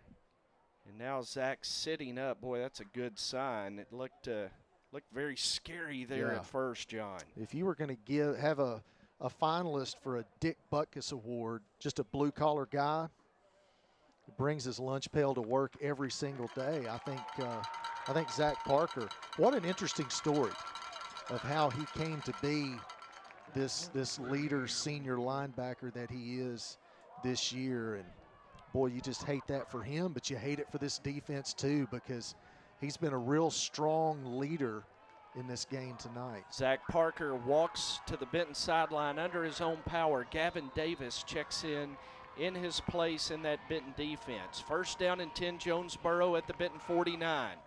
His Jumper is going to keep Jumper with running room, and Jumper is going to pick up 8 yards to the Benton 41-yard line. A couple of Panthers slow to get up. Now everybody's on their feet. It's 2nd down and 2. You see number 74 for Jonesboro. He just looks so out of place. He's so big. I think Dexter Hendricks would take him at center in a heartbeat. 2nd down and 2. So they give to McDonald running left, and McDonald is going to carry the pile over the 40-yard line. It's going to be very, very close to a first down. Going to mark him just short of the first down. It's going to be 3rd and inches for Jonesboro. Well, the Panthers need to find a way to shoot a gap right here and get a stop. 3rd down and inches for the Hurricane, just inside the Benton 40 with 6:57 to go. Hurricane lead 28-23. Jumper, low snap, keeps. Jumper with running room. Jumper tripped up at the Benton 26-yard line. That'll be a first down. And Jonesboro, Terry, finding their groove on the ground here in the 4th quarter. Well, they're beating our second level right now. They're making good reads on that option, and they are just beating our second level to make that first guy miss and getting into that defensive backfield. Well, the tempo they've been playing with all night, leaning on our defense like that, it's starting to show up. And this is where those O-linemen love it. First down and 10 Hurricane. His jumper keeps again. Boy, that time reading it well, Gavin Davis, and he tackles jumper at the 24-yard line. Gain of 2, it'll be 2nd and 8. How special is Davis going to be in the future? Oh, yeah. You talk about getting production from a young player. Well, that's a kid that's been playing at a high level since the 5th grade. Yeah, no doubt. 5'8", 225-pound sophomore. Came in with 22 tackles tonight. It's 2nd down and 8 for the Hurricane. Give off to Albert George running right. George going to be hit, breaks a tackle. George running hard, and he's going to have a first down all the way down to the Benton 12-yard line. Determined run by the sophomore for Jonesboro, and it's first down Hurricane at the Benton 12. Hey, I'm going to tell you, I'm impressed with this kid. He runs. He's got a very low center of gravity, and he runs extremely hard. So first down Jonesboro at the Benton 12-yard line. As the clock hits 5 minutes, 30 seconds to go. Jonesboro leading 28-23. Jumper hard counts, now takes the snap, gives to George running left, and George is going to be over the 10-yard line. They're going to whistle, and do we have a marker by the linesman? Yes, a hold against Jonesboro. Oh, that's a huge penalty. Couldn't see the flag. It was lying in the white of the 0 at the 10-yard line, and that'll back Jonesboro up to their 21-yard line following the walk-off on the hold. Actually going to put it down at the 22, and it'll make it first down and 20. That is a huge penalty. Watching their kicker, you know, he gets the ball up, and he's got good distance. All of his PATs have been good, and they're definitely in field goal range, which would keep it at a one-score game if Benton can hold them here. Jumper throws for Wilson behind him. Wilson can't hold on to it. As Jonesboro caught Benton on the play action. Wilson open in the seam, couldn't haul it in. It'll be 2nd and 20. We got lucky on that one. Yeah, he'll hate himself for that. 2nd down and 20, Jonesboro with exactly 5 minutes to go. Clock is stopped following the incompletion. Hurricane football at the Benton Panther 22-yard line. Jonesboro moving toward the south end zone, left to right here in this 4th quarter. Jumper going to keep running left, and he is going to carry over the 15 down to the 13. So now you've got 3rd down and 10, John. Big play. Yeah, and this is definitely field goal range for the Hurricane, and this is where you want to force them into that 4th down decision. Cameron Ross on that last stop. A field goal would keep it a one-score game. So Hurricane leads by 5. 3rd down and 11 at the Benton 13-yard line. Hurricane go with 2 receivers to the left, 2 to the right. Now Brad Harris is going to call timeout as Benton uses their first timeout of the second half with 4:21 to go, trailing 28-23, and we go down to the Panther sideline and Dio. Well, with 10 yards to go, I'm thinking they're going to throw to their leading receiver here, and I think Coach Harris probably was thinking the same thing. it looked like he had recognized something that he's seen on film, maybe a formation that they've gotten into or something like that. This is probably, I would say this is the play of the game right here. Maybe not. I mean, if they kick a field goal, we may have another play of the game, but this is a huge third down stop right here. Like you said, to force that. We are talking about the high school level. Kicking is not a sure thing at any level, for sure not the high school level, especially when it's this cold and it's in the playoffs. So a third down stop right here is a big deal. And Garrett Brown is warming up. He and Morrow throwing balls with TJ. So following the timeout, the PDC back on the field, looking for a stop on 3rd down and 11. Jonesboro has it at the Benton 13. 4:21 to go in the ball game. Ball in the center of the field as they bring Mitchell Thomas in motion. Fumble. Give it to him on the jet sweep. Ball on the ground, and Jonesboro falls on it. Cross jumper recovers it all the way back at the 23. John, did that take him out of field goal range? Well, I don't think so, because they're going to bring him out. Well, it certainly didn't help their field goal chances. It didn't help their field goal chances at all, but Garrett Childers is 6 of 9 on the season. His long is 37 yards. They are going to put the tee down at the 29. So this is a 39-yard field goal attempt. Brooks Cheatham is the holder. Snap, hold. Childers' kick is up, and it is good. Garrett Childers kicks the field goal with 3:40 to go, his longest of the season from 39 yards. John, you're still in the ball game, 31-23. But, you know, you go back to that 4th down where we went for it instead of kicking it, and you think, maybe we should have kicked it. Isn't that what you hate about? At the time, it seemed like the right thing to do, down 2 scores, and I think it is. Hindsight's always 20/20, as they say, but we got a chance to tie this game up, and Jonesboro struggling on special teams. Maybe they'll give us good field position here. We've seen Kelby Caffrey and Gavin Wells with big play potential in that kick return game. But Terry Jonesboro has kept it away with those sky kicks to the sideline, trying to keep it away from Wells and Caffrey. Yeah, and I think you're going to see that I again. do too. They don't mind giving up a little bit of field position, but they don't want to give you a chance to use that speed. But I'll tell you this, I'm going to have my eyes on Michael Allison on this drive, because he has been a matchup nightmare for them. And if we can get a ball downfield to him, he can help us tie this score. Panthers going with Garrett Body, Kelby Caffrey, and DeAnthony Harper back deep. They have moved Gavin Wells up to the up man. He stands at the 25-yard line. Garrett Childers has it teed on the near hash. Wells now at the 30-yard line on the far side of the field. There is the sky kick. Wells is going to field it at the 26. Gavin makes a man miss, spin. Boy, the Jonesboro coverage, though, really good.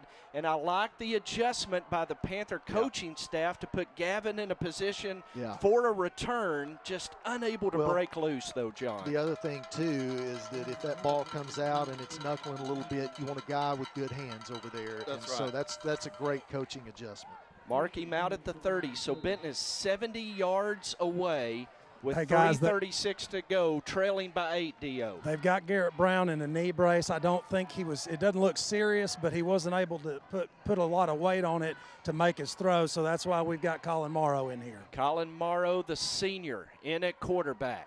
Wells motions. Morrow fakes to Wallace. Going to set up the throw. Catch by Michael Allison, and Terry calls it. Michael Allison with the catch at the 37, and Benton hurries to the line of scrimmage following a 7-yard gain. It's 2nd down and 3. Ball in the center of the field. Morrow looks to the sideline. Going to bring Gavin Wells to the near side with Garrett Body. Braxton Slaughter is the H-back. Zach Wallace, the running back. Allison split far right. Snap to Morrow, the southpaw, looks and throws. Come back to Michael Allison. 1st down yardage, catch at the 46-yard line, move the chains. Yeah, and one of the things that I think may help us here is that Morrow has a little bit different playbook than Brown does. That's something that Jonesboro hasn't been able to prepare for, so that we may be able to catch them a little bit off guard here. First down following the catch by Allison. 2 catches on the drive. Is Wallace in the backfield with Morrow. Morrow takes, throws, set up the screen to Garrett Body. He's over midfield into Jonesboro territory down to the 46, tackled by Eric Odie. It's a gain of 8. It'll be 2nd down and 2 Panthers at the Hurricane 46. Well, I love seeing Colin Morrow get in a little bit of a rhythm here, John. You can see he's getting a little confidence. Panthers senior in there at quarterback. Snap back to Morrow. He looks, swings it out to Zach Wallace. Zach gets blocking on the edge, and Zach is going to have the first down as he's marked out at the 41-yard line. First down, Panthers. Great job by Gavin Wells that time, downfield blocking. That's not going to get you on the stat sheet, but I'll tell you what, it helps your team every time. First down, Benton at the Jonesboro 41 with 2:17 to go. Jonesboro leads 31-23. 4 receivers to the right. Jonesboro jumps offside as Colin Morrow goes hard count. Kelvin Pointer jumps offside, and Benton gets 5 free yards. And it's 4 down territory. You've got 1st and 5. Might be a good time to take a shot. And if you're going to take a shot downfield, I'm looking at number 9 or number 4. Number 4. Yeah, you got Morton, the tall cornerback, lined up on Allison to the near side. Garrett Body matched up with the shorter Bryant Guerra at the far side. Give off to Zach Wallace, and Wallace is going to lose a yard back to the 37-yard line as Nate Light led the charge for the Jonesboro defense. It's 2nd down and 6 with 2 minutes to go. Panthers at the Jonesboro 37. Yeah, it didn't look like we blocked a whole lot of anybody that time, and Zach had nowhere to run. 2nd down and 6, Panthers. It's Morrow looks, Morrow throws. Catch Gavin Wells. Gavin lowers his shoulder. He's in the red zone down to the Jonesboro 18. Big time play by Colin Morrow. Being patient, checking around on his receivers, and seeing the wide open Gavin Wells. Here comes heavy package. Colin Morrow 5 of 5 on the drive as Benton has it at the Jonesboro 17-yard line, and now Gavin Wells is going to check in at quarterback. Wallace in the backfield with Wells. Is what Wells going to keep. Wells upended at the 15-yard line. A gain of 2. It'll be 2nd down and 8. And we've got a marker thrown by the linesman across the way as the officials are going to visit. Did we get in too many men on the field on Jonesboro, I believe, as Benton went with the heavy package. Oh, and they're going to say Jonesboro got a timeout. Come on. With a minute 41 to go, Jonesboro gets the timeout. It'll be 1st and 10 Panthers at the 17-yard line as we go down to Dio. Colin Morrow, 5 of 5 on this drive, Dio. Well, that's senior leadership coming into play right there. I mean, you go out with an injury and a sophomore comes in, does an excellent job, but when your number's called, he's delivering, and that's exactly what you want to see, especially on a drive like this, arguably the most important drive of the game. I would say more than arguably, I would say obviously the most important drive of the game. And my batteries went out on my headset, so I had to run off. I missed it, but I'm fixed up now. I can hear you guys again, and I'm ready to watch this score. All right, like the attitude. 1st and 10 Panthers at the Jonesboro 17. Panthers have 2 timeouts remaining. Jonesboro 1 timeout remaining. As Brad Harris now going to visit with the referee as Benton moves toward the north end of the stadium, right to left. They're going to put some more time on the clock, it appears, as coaches are signaling up to Steve Jordan, the clock operator here at Benton. They're going to temporarily hold the action until they can get the time on the clock. It looks like they're wanting 1:47 on the clock. Yeah. And there it is, 1:47 now on the clock. 1st and 10 Panthers at the Jonesboro 17. Allison and Wells come to the near side. Body, the lone receiver, to the far side. Slaughter, the H-back, is going to be set behind right tackle James Durling. Zach Wallace is going to be to the right of quarterback Colin Morrow. Morrow fakes. No, he gives to Wallace, running to the short side of the field. Wallace going to be pushed out of bounds, which will stop the clock at the 15-yard line. So it'll be 2nd down and 8.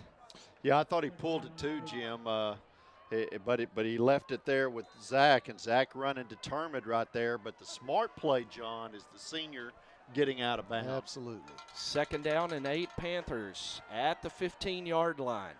Morrow with Wallace in the backfield. Now looks to the sideline. Justin Ray will signal the play in. Morrow announces the play to the offensive line, resets, snap from Joshua George. Morrow looks, throws, wide open, Michael Allison, inside the 5, out of bounds at the 4-yard line. It's 1st and goal, Panthers. Big time play. Jonesboro looking to the sideline. It looked like they didn't have the right call, the right formation. There was some confusion. Not sure exactly what happened there, but Panthers caught them off guard with a short pass, and now 1st and goal, Benton at the Jonesboro 4. Panthers option to the left, pitch to Wallace. Wallace in the end zone. Touchdown, Benton Panthers with 1:34 to go. It is 31-29, and now, John, you have to have the 2-point conversion. Yeah, this is the part we kept not wanting to talk about. Yeah. What will Justin Ray and Brad Harris? Well, it looks like the old swinging gate. We've seen this earlier in the year. Oh, no. And now we've got no. We've got whistles, and a timeout has been called on the field by Jonesboro. They saw the swinging gate set up and go timeout. And so now a chance for Brad Harris, Justin Ray, and company to think it over, plot it over, plan it over. Terry. Guys, with 1 minute and 34 seconds, I thought that timeout was called by us, and I was about to pass out. Well, it forces Jonesboro to take their last time out, and I think that's something we need to talk about here. And, the Canes, they've put together some good drives, but as far as the really big play, we've seen them drop some passes deep a couple of times, but, they need a little bit of time to move the ball. Guys, we're going to see a pretty standard formation here. They're lining up in R flex, which is a very basic. It's with a wide receiver in the backfield. I don't think we're going to see the swinging gate, but I'm sure that this is going to have a little trickery to it. All right, let's see what the Panthers have called. A huge 2-point conversion with 1:34 left. Jonesboro leads 31-29. Snap back to Morrow. He looks to the left. He throws. Catch, Gavin Wells! And the Panthers have tied it at 31-all. Big time play by the big time senior quarterback. Absolutely. Stepping in when his team needed him and delivering a game-saving drive. 6 of 6 on the drive, 7 of 7 with the 2-point conversion play. Boy, how about Colin Morrow? Man, that is what it's all about, guys. That's what it's all about. 10 plays, 70 yards in 2 minutes and 2 seconds. And the Panthers have tied this game at 31-all with 1:34 to go. Remember, the Panthers were down 12 to open the fourth quarter, 28-16, and the Panthers have fought back, John, with the heart of the Panther. You kind of wondered, there was a moment there where Jonesboro really had the momentum, and you thought, okay, are we going to roll over here and just let them beat us, or are we going to stand our ground? And fortunately, Jonesboro gave us a little bit of help. A couple of things really didn't go their way, and we capitalized on it. see what the strategy here is on special teams. What we wouldn't give for Garrett Eason to put it about 5 yards deep right here. I just want to see if he can hit the B. So Garrett Eason is going to kick off for the Panthers, has it teed in the center of the field. Mitchell Thomas back deep to receive for Jonesboro. Eason going to kick. It's going to be fielded by Thomas at the 11. He's over the 20. Breaks to the center of the field. Now cuts outside to the left. Flag comes in. Is Thomas going to be tackled at the 36? But a flag lies way back at the 26. And Dylan Burnham was blocked in the back, and Jonesboro is going to start inside their own 20. Yeah, it's terrible field position for the Hurricane. Interesting, though, if you're Jonesboro, Jim, what do you do here? Do you just try to run this clock out, not give Benton the ball, play for overtime? No timeouts. You're going to have a long field. I think you bring up something really, really important, John, because I will tell you this. Well, I'll tell you, I would hate to be a coach, in this predicament. If I'm on the other sideline, I don't want us getting the ball back. Absolutely not. But at the same time, with a minute and a half, you got a potential for a lot of snaps here. They're going to mark it at the 16 following the block in the back penalty assessment. First down and 10 Hurricane. They split 3 receivers to the wide side. Cross jumper is going to keep, and he's going to carry for 9 yards to the 25-yard line. And the Panther in on the tackle is slow to get up, as that was Trey Maxwell. Jonesboro hurries to the line of scrimmage. 2nd down and 1. Jumper drops back. Jumper going to air it out for Wilson. Kelby Caffrey picks it off. He's at the 50. He's at the 40. He's at the 30. He's at the 20. He's at the 10. Kelby Caffrey down to the Jonesboro 4. Oh, my. Kelby Caffrey with his 3rd interception of the ball game returned it to the Jonesboro 4. This crowd has lost no flags. their mind. If you're Jonesboro, that's exactly what you didn't want to happen. That is the last thing that you wanted to happen. Hey, guys, and I'll tell you, he did not step out where they marked him. He was fully in bounds. I watched his feet the entire way. He should be at the 2-yard line. Fidelity has it. Fidelity had that on the replay, and I just watched that. And, Matt, if you got a chance to run that back again real quick, you can see he was in bounds. Panthers have it at the 13 as the replay. Matt, you got to go live, buddy. 1st down and 10 at the 13-yard line. 50 seconds to go. Wells motions left to right. Snap back to Morrow. Gives to Zach Wallace running right. Zach trying to get outside, and he's not going to be able to get around Eric Odie, who tackles him back at the 15. Panthers with 2 timeouts remaining. Clock at 35 and running, Terry. Man, that's 2 very good football players fighting it out there on the corner. Ball on the right hash mark. We've seen Garrett Eason make 1 field goal tonight from that hash. Clock down to 20. Morrow going to throw to Gavin Wells in the slot. Wells gets to the center of the field, over the 10, down to the 8, and Brad Harris calls timeout with 17 seconds to go. It will be 3rd down Panthers, 3rd down and 5 at the Jonesboro 8-yard line with 17 seconds to go, tied at 31. One thing we've had a little bit of trouble with this year is the snapper to holder exchange in the battery. And that's something that, obviously it looks like they're going to pull in a heavy package here, because we saw some of the big guys running out, Justin Ray waving some of those guys down. If we can't get it into the end zone here, we're going to have a couple of shots at it, but that's one thing to consider. And I think if you're Brad Harris, as much as you love your field goal kicker, you'd rather get this ball in the end zone. I'm throwing it to Kelby Caffrey. With the night he's had, we've seen him at receiver, Terry, in this heavy package. Let him go get it. Well, I agree. I thought that's what they were going to run just then. And Kelby is going to line up at receiver on the far side.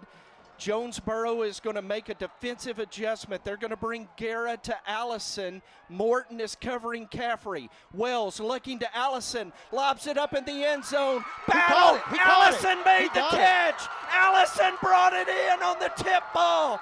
Flag lies at the goal line. If the play stands, the Panthers lead with 12 seconds to go. The penalty is a pass interference against Jonesboro. Decline, touchdown Panthers. Michael Allison on the touchdown catch from Gavin Wells, and there is jubilation on the Benton side. That was the best catch I've ever seen in high school football, ever. That was incredible.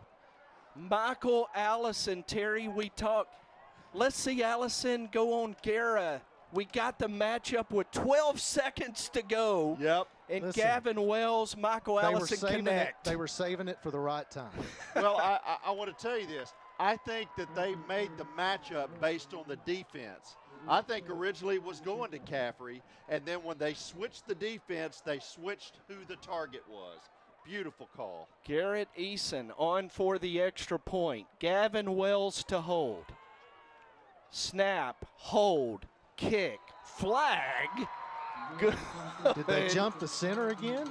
As the flag thrown by the official underneath the goalpost. That's what it would most likely be in that scenario. And that is a 15-yard penalty.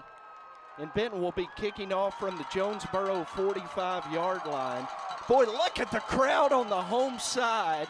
Everybody on their feet, John. And I meant to say earlier, you know, that this was a pretty good crowd here tonight. And, boy, the student section was huge. And now, good luck with the safety officer getting people off the rail. It's not going to happen.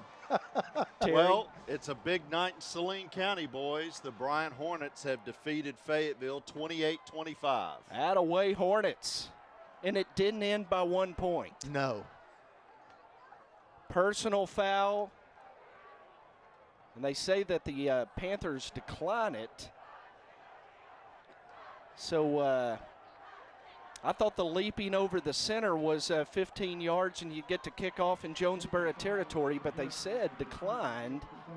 So, but where the official is standing, it looks like Eason's going to get to put it down at the 45. Yeah, it does. Yeah, they're backing the Jonesboro receiving team up. So if you're Benton, probably don't want an onside kick here. I'm going to tell Eason to put that thing through the uprights. Pretend like this is your longest field goal of your life.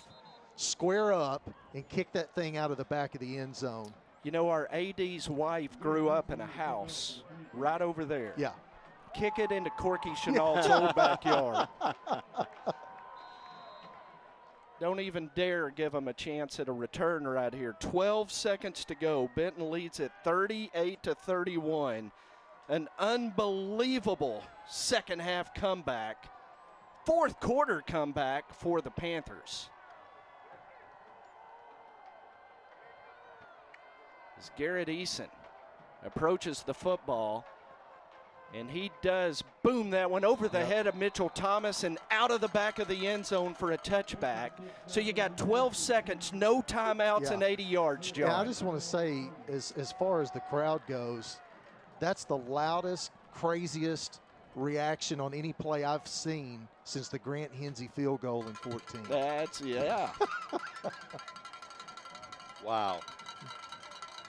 Hey, well, I would have loved to have been in the stands for this game.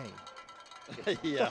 Let me tell you, and I know you guys weren't there in 2016, but when that pass fell incomplete on the last play of the game, it was a small road crowd, but boy, it was loud there too. So what is it about Benton and Jonesboro that comes down to the last play every time?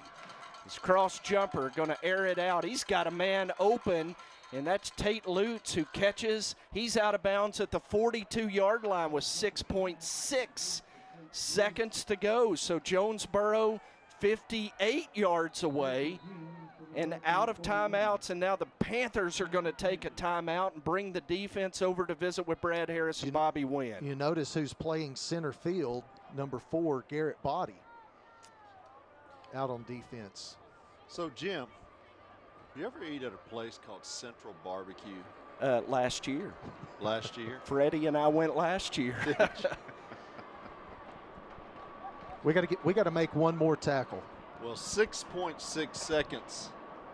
If all things hold, I'll buy lunch. I'm in.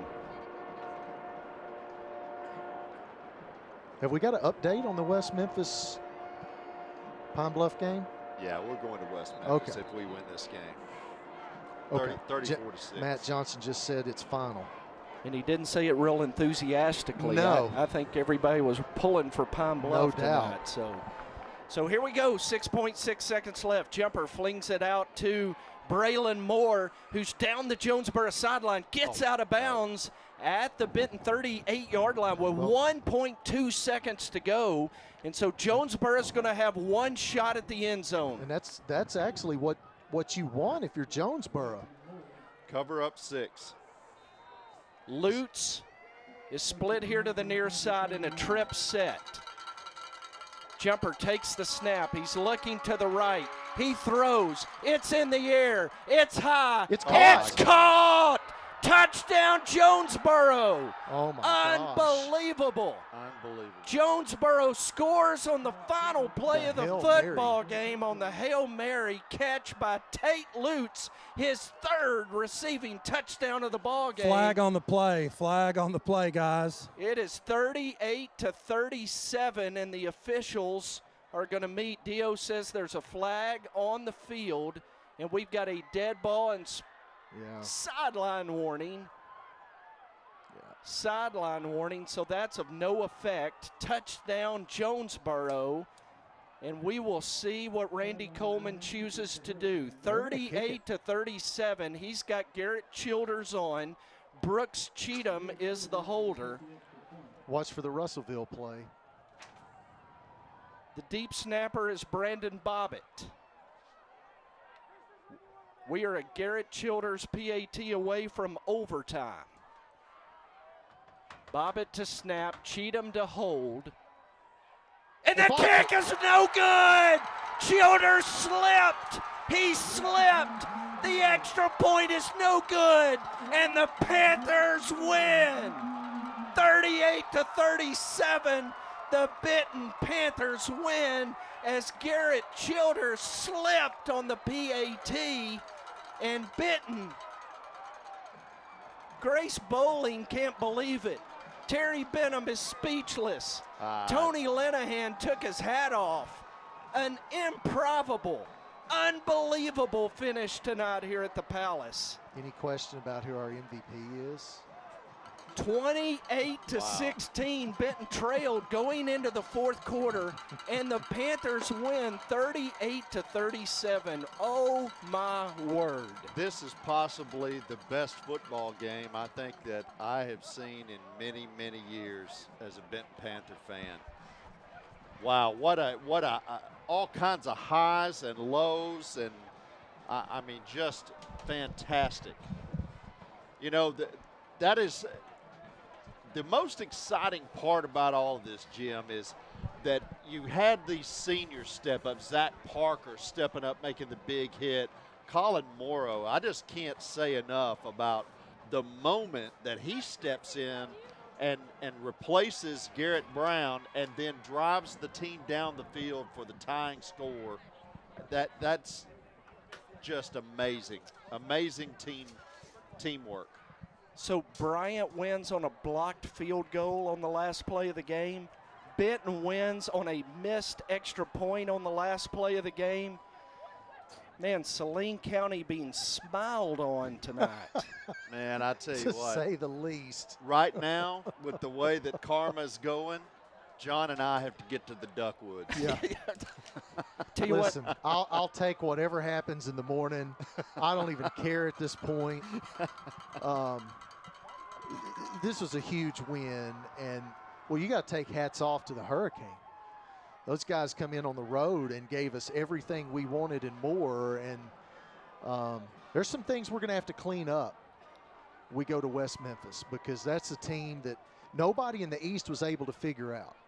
We got to take a break, and we'll come back with our Bethel Smiles postgame show, and it's going to be a happy one as Benton defeats Jonesboro 38-37 tonight to advance to the 6A state semifinals. We'll be back right after this on 106.7 The Ride and Fidelity Local 6. Ashby Funeral Home has been family-owned and operated, serving Benton and Saline County since 1882. Through 5 generations, Ashby Funeral Home has cared for families through compassionate and professional service. Ashby's provides all types of services for families in times of loss and grief. Their aim is to treat every family as they would treat their own. Ashby Funeral Home is located at 108 West Narrowway Street in Benton, and their phone number is 501-778-2544. Ashby Funeral Home, proud supporters of Benton Panther football. Saline County is one of the fastest growing areas in the entire country. The state's best schools, thriving businesses, family-friendly communities, and the great outdoors combine to make our home both exceptional and uniquely local. At Saline Health System, we deliver care that's as extraordinary as our home. With the most advanced technology and a team of doctors and nurses who know you by name, we're here to provide the care you deserve. Because around here, local is always extraordinary. Saline Health System. At Farmers Bank and Trust, our commitment is and always will be to the community. Our loan officers are your supporters, your cheerleaders, your fans, your neighbors. And we're proud to cheer on our Benton Panthers. For more information on Farmers Bank and Trust, stop by our conveniently located office or visit myfarmers.bank.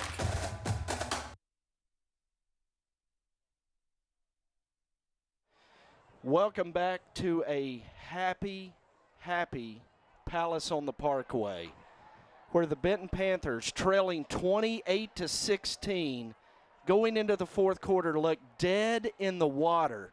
All of the momentum was in black, white, and gold. Yeah. And the Panthers outscored Jonesboro 22-9 in the fourth quarter, survive a last play of the game touchdown, and then a missed extra point to win, Terry, 38-37. And it all goes back to a missed snap on a punt. Yeah. That special teams turned it all. It turned it all because the next play was the double pass for the touchdown, and then it was all Panthers from that point. John, you talked about winning the special teams battle. Boy, well, that's the difference. 1 out of 5 snaps is special teams, but it affects more than just that 20%, right? It affects so many things. And, you know, that when you don't get to punt the ball, and you've got a snap like that, that's the same as a turnover. Panthers punted 4 times tonight. Preston Barker, 42.5 yards per punt. That's crazy. That's the effectiveness of that rugby-style punt. And I don't know if you noticed, but Brad Harris just let Freddie Reinhardt have the last word down there in the team huddle. Man, what a celebration on the field. We're going to go down to Dio, who is going to visit with Brad Harris and the Panther players of the game. Guys, I don't know that Coach Harris is going to be able to talk. He's probably screamed his lungs out the last minute of the ball game. Probably the most dramatic finish to a Benton Panther game in a long time. Yeah. What are your emotions right now, Coach? Stunned, completely stunned, Dio. I feel like we didn't play well, and we found a way to score, to get a lead. When we were down by 12. In the third quarter, going into the fourth, I guess we told the defensive guys, hey, we got to have a shutout in the fourth in order to have a chance, And the guys answered, had a couple big plays. Kelby Caffrey, my gosh, what a player. Defensively, offensively all night, man, it's just a ball game. Like I told these guys 2 years ago, that's a thriller, but this one right here gives me dang gray hair and heart attack right here. You got a 7-point lead, and we just, we told them, we called the timeout. Try to get them to square up on them a little bit and not let them just go down the field because we knew they were capable of it. And what do? You got to give them a lot of credit. They throw a ball down the field, and that 6 makes a hell of a play down there. We just got a little lucky on an extra point right there, man. But we'll take a good lucky win any day of the week to get to the semis. How big was it for Colin Morrow to step in and play like he did? Huge. We knew Colin was coming. He had been having a better week. Hands getting better. and we needed him big tonight. You know, Garrett got banged up a little bit there, kind of got rattled, and we felt like Colin needed to go late in the game to felt like he was a little bit healthier and probably a little bit calmer, you know, and his senior leadership stepped up, made some big plays for us right there, and led his team right there. So we're proud of him. Well, fantastic, Coach. Can't wait. Get to practice over Thanksgiving again and travel to West Memphis. I'm looking forward to it. Good game tonight, Coach. Good job. And Dio, as Colin makes his way, Colin 7 of 7 tonight throwing. Kelby 3 interceptions. I mean, I can't say enough about these guys. Kelby was my pick to click, so I'm going to brag on those 3 interceptions, but none more crucial than the one, than his third one in the fourth quarter, and you did not step out of bounds, by the way. You made it to the 2-yard line. I was standing right there. You guys are our MVPs of the game. What was going on out there? I mean, what were you seeing tonight to cause you to get 3 interceptions? You know, I was just playing good D. They kept doing the same route on me, so I was staying on that, get a good pick on that, you know. Freddie's coming in to give hugs to our MVPs. Freddie, Freddie's emotional down here. Come over here, Freddie. Get over here with me. Come over here right here beside me. We're going to interview these guys. All right, Colin, come over here, Colin. Been down with a hand injury. You have to watch the game from the sidelines for the first 3 quarters, but you come in, you go 7 of 7, and you end up leading your team to victory. I mean, what's going through your head right now? Well, I mean, anytime you're in the backup position, you just got to stay ready because you're one play away at all times. So that was just my mindset. You know, especially in the playoffs, you never know what's going to happen. And I ended up getting in. We were struggling the first half offensively. But, you know, we just stepped up and players made plays. Well, hats off to both you guys. Kelby making offensive plays and defensive plays. Both of these guys, I can't say enough about them.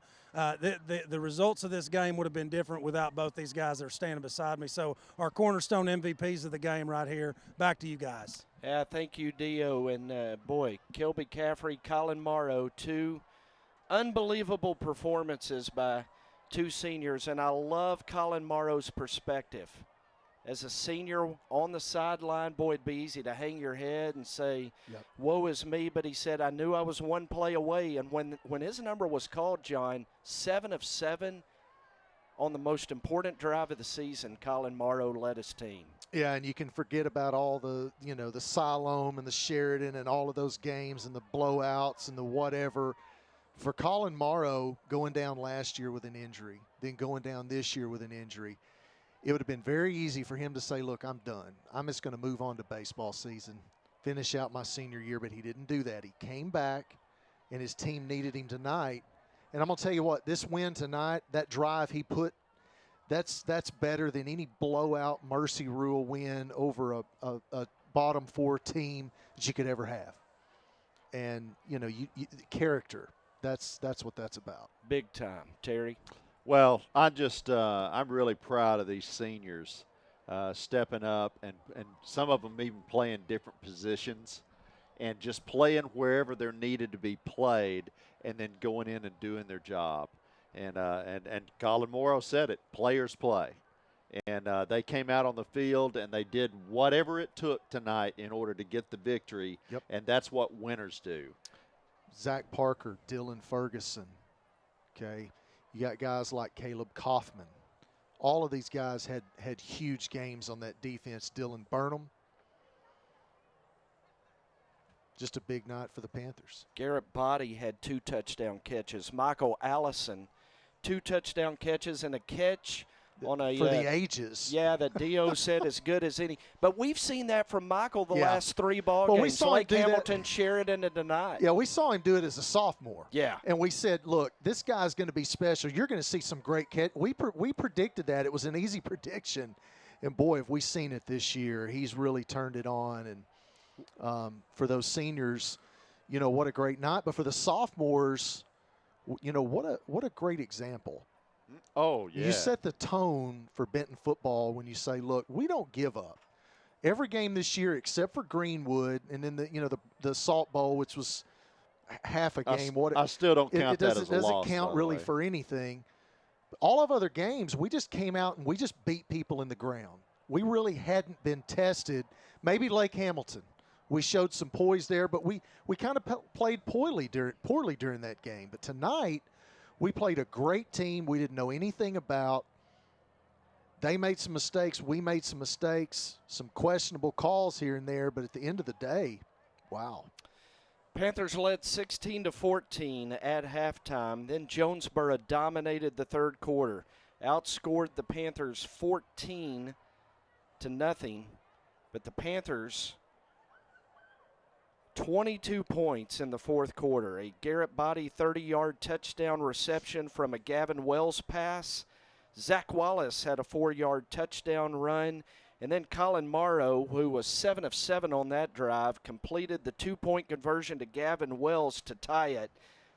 At 1:34 remaining in the ball game, Kelby Caffrey would then pick off his third pass of the ball game, and Benton would convert when Michael Allison scored on a 9-yard pass from Gavin Wells to give Benton the lead with 12 seconds remaining, 38-31.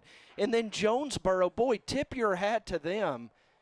They ran 3 plays and got in the end zone, and they ran 3 very effective plays, scoring on a 41-yard touchdown pass from sophomore cross jumper to senior Tate Lutz, his third receiving touchdown of the ball game. And then Garrett Childers' extra point failed when he slipped, and that is how the ball game ended. 38-37, the Benton Panthers defeat the Jonesboro Golden Hurricane, and now the Benton Panthers will go to West Memphis next week for the semifinals. As you look at the stats, guys, I tell you, the one thing that just leaps off to me, the PDC was on the field tonight, Terry, for 87 plays, 87 snaps for Jonesboro tonight. Man, I don't care who you are. That's a long football game. 87 snaps, especially when you got somebody hitting you, is a lot. That's like a game and a half. Jonesboro outrushes Benton 205-78. Benton 338 passing, Jonesboro 256. Jonesboro ran 28 more plays than the Panthers tonight, outgained Benton 461-416. Jonesboro 8 of 18 on third downs, Panthers 6 of 13. Boy, 3 big interceptions, all by Kelby Caffrey.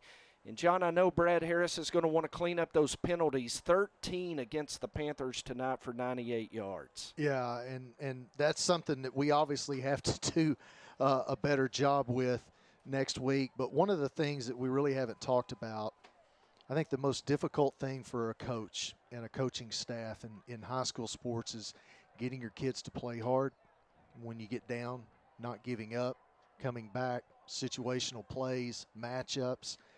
And I really felt like our coaching staff did an outstanding job tonight of continuing to believe in the kids, get them to play hard, calling those situational plays when they needed to. And hats off to Brad Harris, Justin Ray, Bobby Wynn, the whole game. This was a tough team. This was a very bad matchup for us. The way that they run just really, really fast tempo. And I'll tell you what, there's a reason why they were where they were. Over in the East, they had a great record this year, but a great coaching job by the Benton coaching staff tonight, not giving up and continuing to play hard. And I think at the end of the game, you look at some of the mistakes, Jim, that I think Coleman's going to look back at when it was 38-37 and say, why didn't I just line up and run number 31 and win this game? The onside kick. There were several things, and I think the Benton coaches had the upper hand tonight.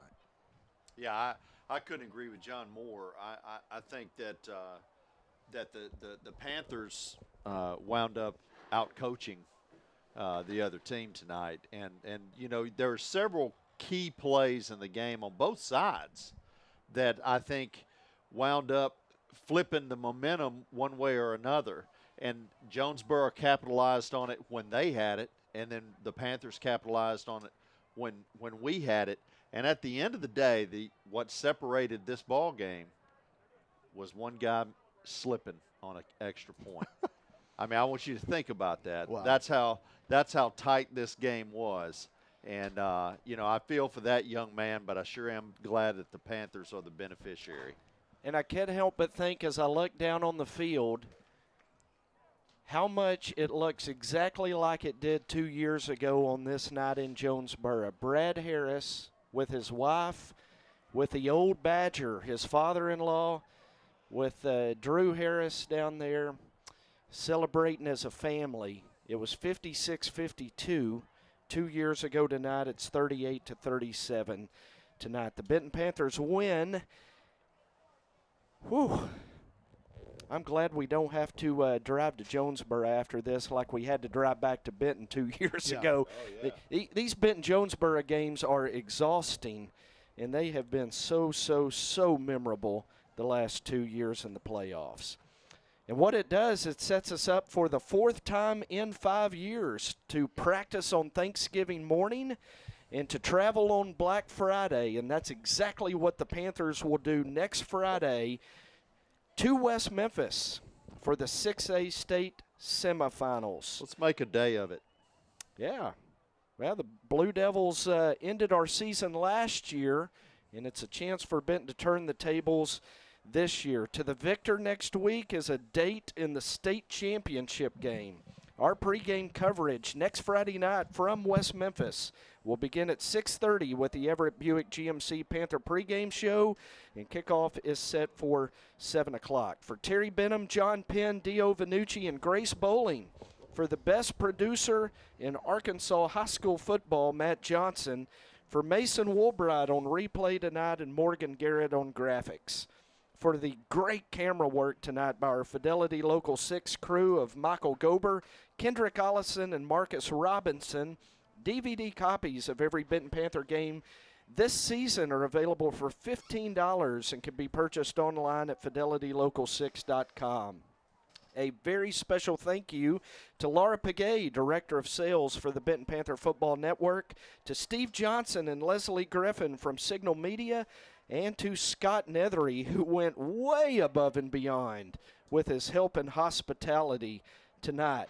And to the number one fan of the Benton Panthers, Freddie Reinhardt, who will deliver the pregame speech at the pregame meal next Friday somewhere in West Memphis or Marion, we don't know. But Freddie will be there, I can promise you. I'm Jim Gardner. Boy, what a joy it's been to have you join us tonight for Benton Panther football. Again, tonight's final score, Benton 38, Jonesboro 37. Until next Friday night when we greet you from West Memphis in the state semifinal round of the 6A state playoffs, good night, God bless, and go Benton.